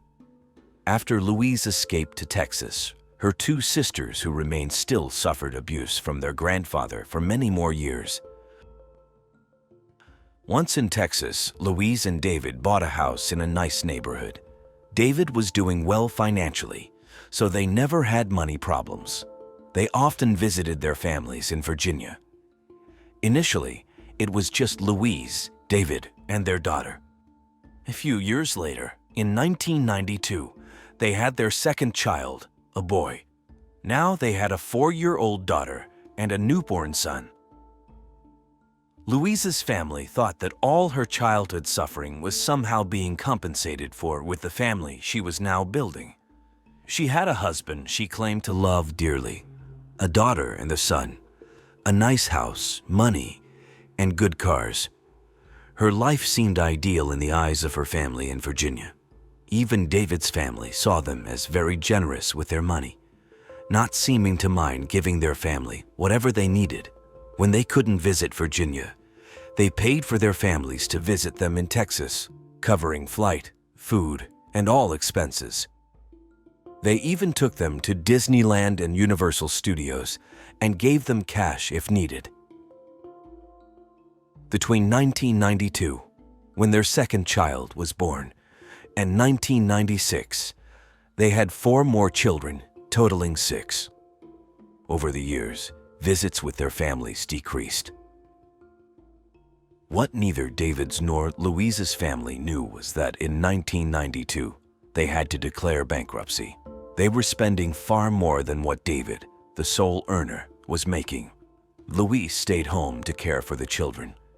They had significant debts with various banks and credit card debts. Despite this, they continued having children. From 1994 to 1996, Louise and David believed in the idea that they should not stop having children until God willed it. They had always wanted a large family, which they were achieving. Their eldest daughter was the only one attending primary school at that time because of her age. However, she faced significant bullying at school due to her thin appearance and often being dirty or smelly. One of her classmates recalls an incident where the girl had a chocolate wrapper tied in her hair, which led to further mockery. Consequently, her parents decided to withdraw her from school and homeschool her. All subsequent children were homeschooled as well. By 1999, they had 7 children, and Louise's in-person contact with her family had become almost non-existent. The last time they were seen was in 1998. After that, there were only sporadic phone calls, which also diminished over time. The family was deeply in debt and couldn't afford their house payments, leading the bank to repossess the house. The new owner, upon entering, found a distressing scene: feces on the walls, urine smell throughout the house, and scratches on the doors. Initially, he thought they might have had untrained pets, but never imagined that children were responsible for the damage. He took photos of the scene, which he kept for 20 years. In 2018, when the children's mistreatment was discovered, he provided these photos to the press. The family then moved to Rio Vista, Texas, a rural area with widely spaced homes. The property they moved to was large, about 15 acres, so their neighbors were not close. In Fort Worth, the children were not allowed outside, but in Rio Vista, it initially seemed like things would change. The children were allowed to play in the yard and even interact with a neighbor's daughter, though she never entered their house. The neighbor's daughter recalls them always playing together, engaging in typical children's activities. However, when the neighbor's mother tried to get to know the children, they responded strangely. Some were silent, others seemed fearful. She noticed their hands were very clean compared to the rest of their dirt-covered bodies, as if they had been playing in the dirt all day. One child commented that they were only allowed to wash their hands up to their wrists to conserve water. The neighbor thought this was odd, but didn't give it much importance, considering their overall appearance and behavior unusual. After the neighbors started asking questions, she noticed the children were no longer allowed outside as frequently. Her daughter tried to visit them multiple times, but Louise eventually told her she could no longer play with her children or enter their property. Despite the girl's attempts to understand why, the door was never opened to her again. The neighbor recalls that in the window of that house, there was always a baby in a crib, and when she returned hours later, the baby was still there, crying continuously. It seemed as though no one had attended to or moved the baby for hours. This is when the neighbors started to notice that the children were no longer seen outside during the day. Despite the presence of many children in the house, there was complete silence throughout the day. However, at night, all the lights in the house would turn on, and sounds of the children could be heard from inside. Occasionally, the children were seen playing in the yard, but only during the night hours.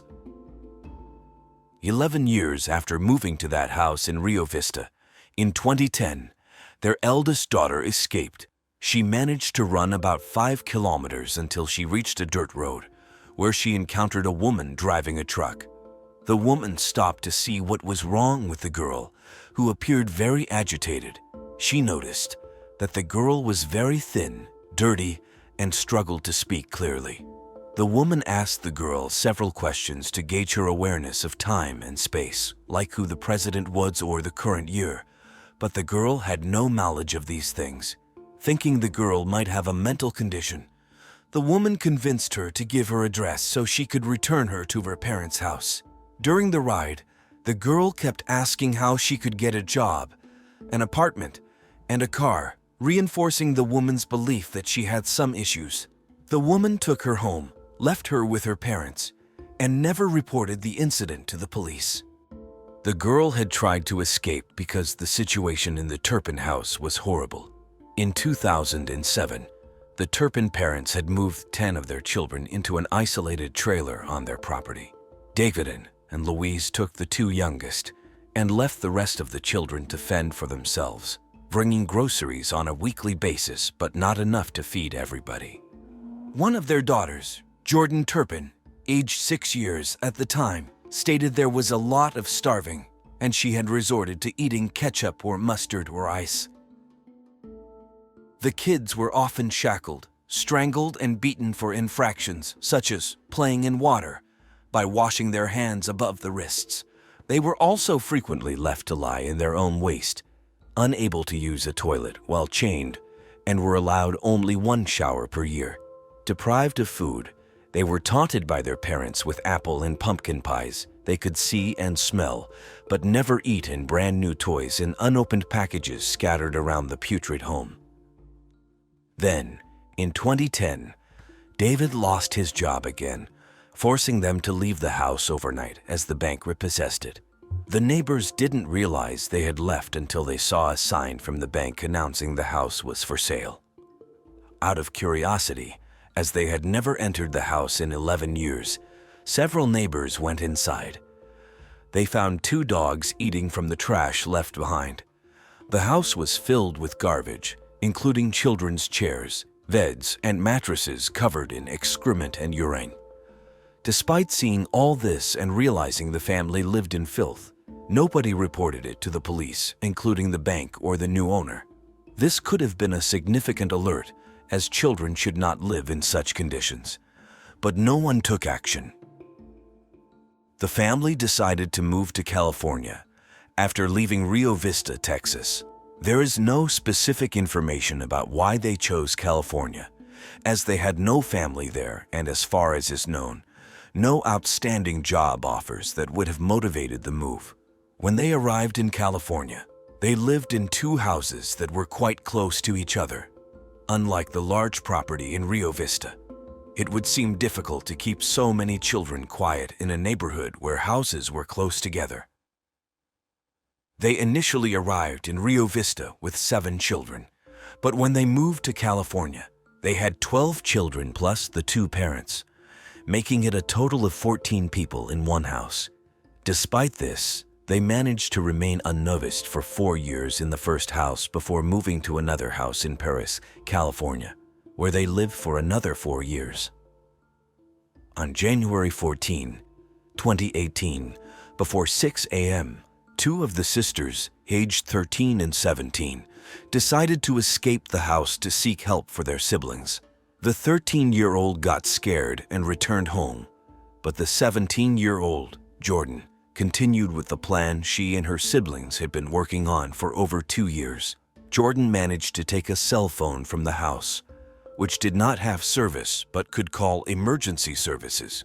She called 911, and during the approximately 20-minute call, she described the abuse they suffered, mostly at the hands of their mother, and sometimes by their father.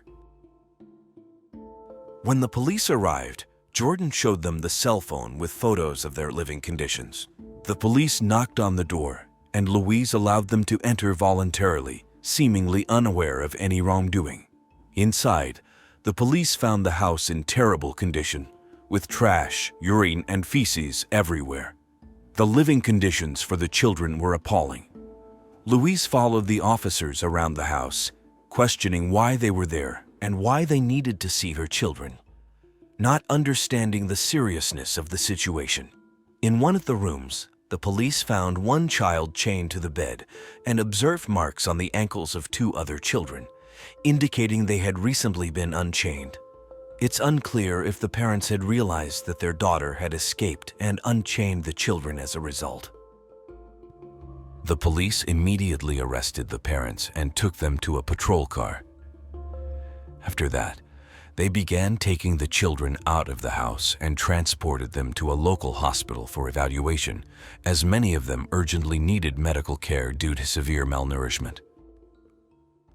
Once the news of what was happening spread, the street filled up with neighbors and media, and this became one of those stories that get extensively covered.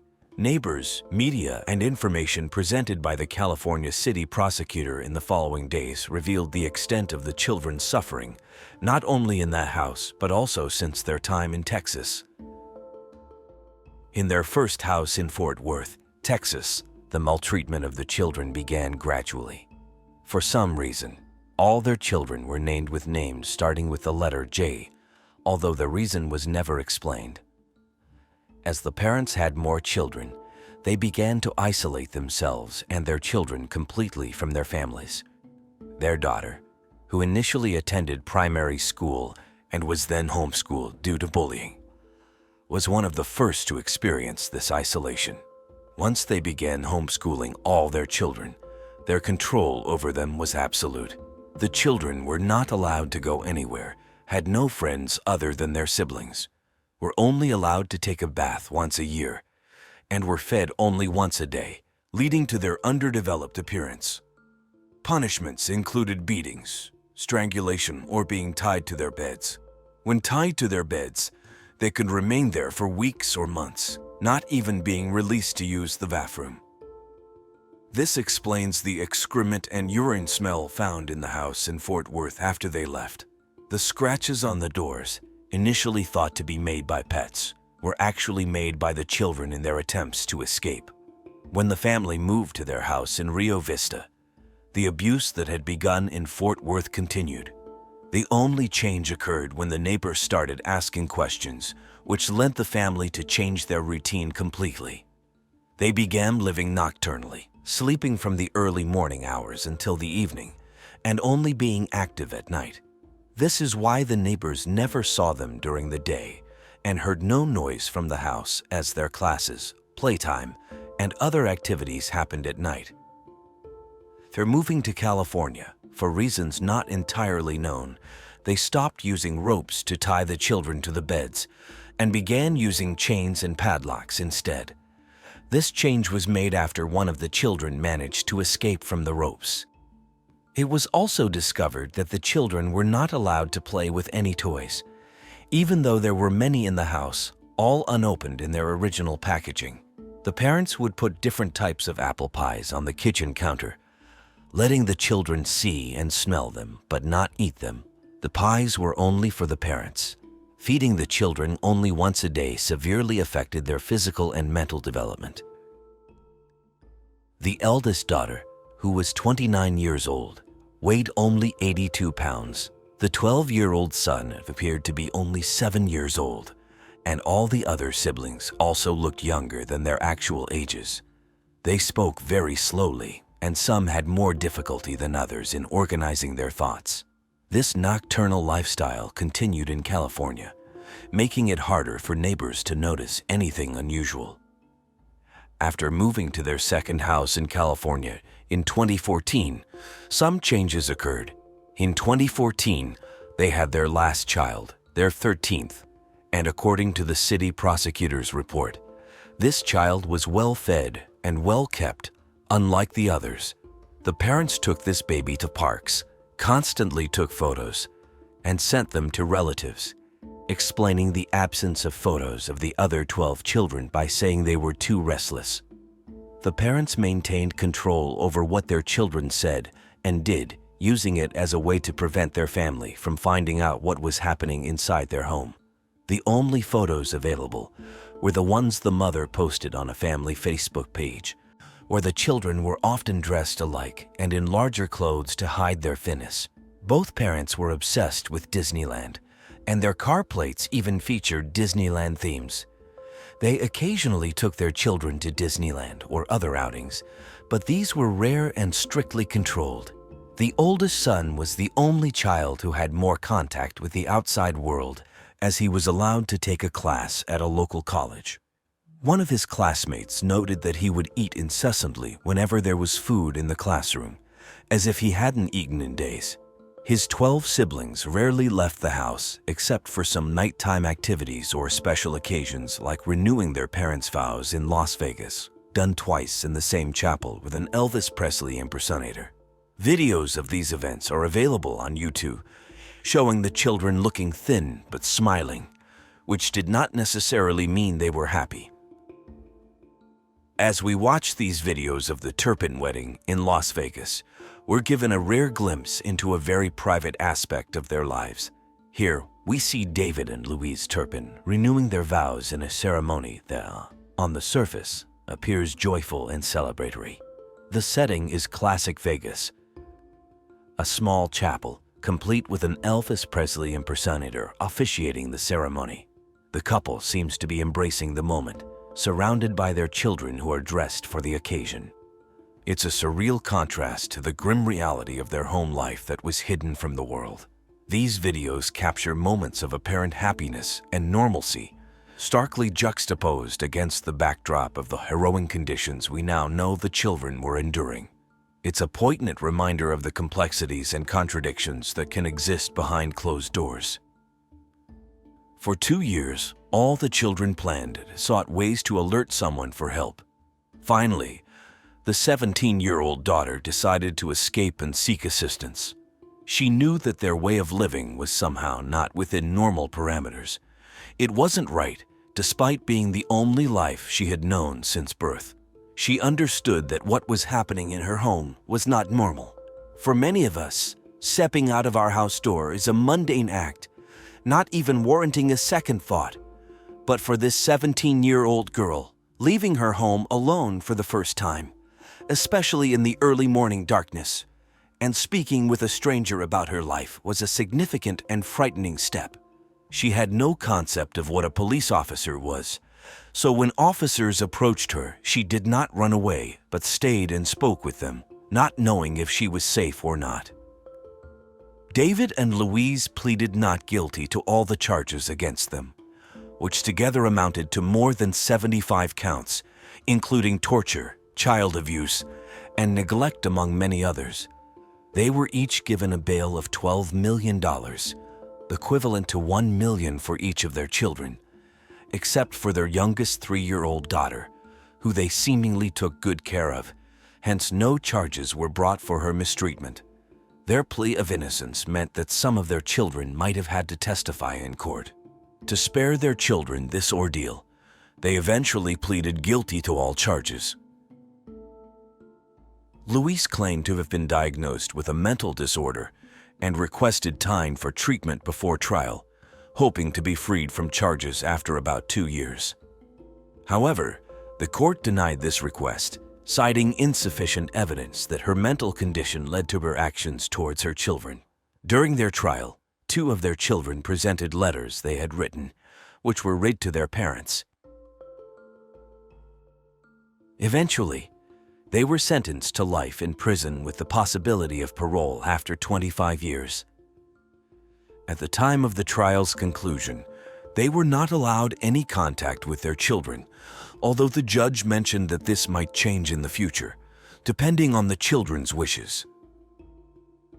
The children's adaptation to a normal day schedule was challenging, as they were used to sleeping during the day and being active at night.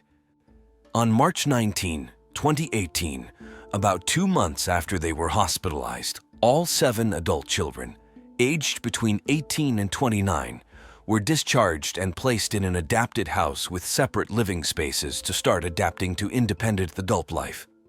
The 6 youngest were placed in foster homes for potential adoption, and it was known until 2018 that Louisa's siblings wished to adopt all of them, maintaining only telephone contact at that time. It was discovered, rather strangely, that Jordan, the daughter who called 911 and escaped through the window, had started uploading videos to YouTube in late 2017, a few months before her escape. In these videos, she sang songs she composed herself. She also opened an Instagram account, posting several photos where only her face was visible inside her house. All this was done while still living with her parents, and it was unclear how she managed to access the internet and learn to use it without her parents' knowledge. When the police arrived, she didn't know what a police officer was, and she was also unfamiliar with the concept of medication, raising questions about how she knew to use YouTube and Instagram. Neighbors and relatives were questioned as to why they didn't notice or say anything, and why the children didn't seek help during their outings to Disneyland or Las Vegas. A psychologist suggested that the children's social and emotional skills might have developed differently due to incorrect feeding and being confined all day.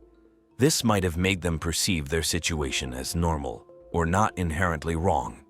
It was challenging for neighbors to detect such abuse, especially without a reference point or the imagination that something like this could happen next door. Teresa, Louisa's youngest sister, stated she would never forgive Louise and didn't want anything to do with her, despite also being the victim of their maternal grandfather. Teresa maintained that she had never harmed her own children, who were well fed and cared for. She couldn't understand or justify Louisa's actions based on their shared traumatic childhood. When the children were removed from the house, hundreds of diaries written by them were found, one of the few outlets they had to express themselves. However, the details in these diaries were not made public, nor were the explicit photos presented during the trial, out of respect for the children and to avoid media sensationalism. The aim was to allow the children to have as normal a life as possible, without media pursuit or further invasion of privacy. Life after the sentencing proved difficult for the victims. Some of the Turpin children who ended up in foster homes faced further abuse. It was reported in October 2019 that 5 of the younger children were adopted by an abusive family who further tormented them. Allegations included hitting them in the face with sandals, pulling their hair, hitting them with a belt, and striking their heads. They were forced to eat excessively and then forced to eat their own vomit, and the foster father was accused of grabbing and fondling them and kissing them on the mouth. The foster family was arrested and charged with abusing multiple children in their care. Several of the older ones have shown signs of instability due to post-traumatic stress. An investigation for the ABC News magazine reported that some of the Turpin children are now neglected by Riverside County Social Services. Some are homeless, and none are authorized to use the hundreds of thousands of dollars donated to them.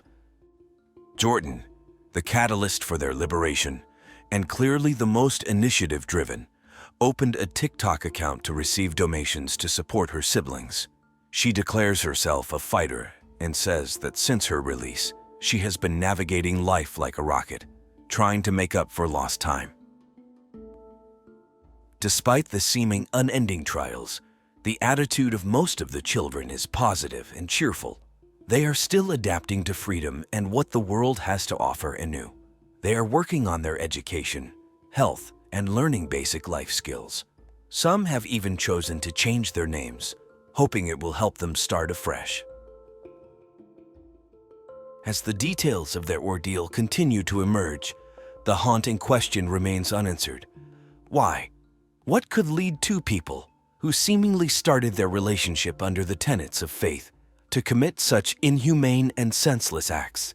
Before receiving his sentence, David Turpin said, "I never intended any harm to my children. I wish the best for them in the future." Both he and Louise repeatedly claimed they believed they were doing what was best, that they loved their children and thought their children loved them too.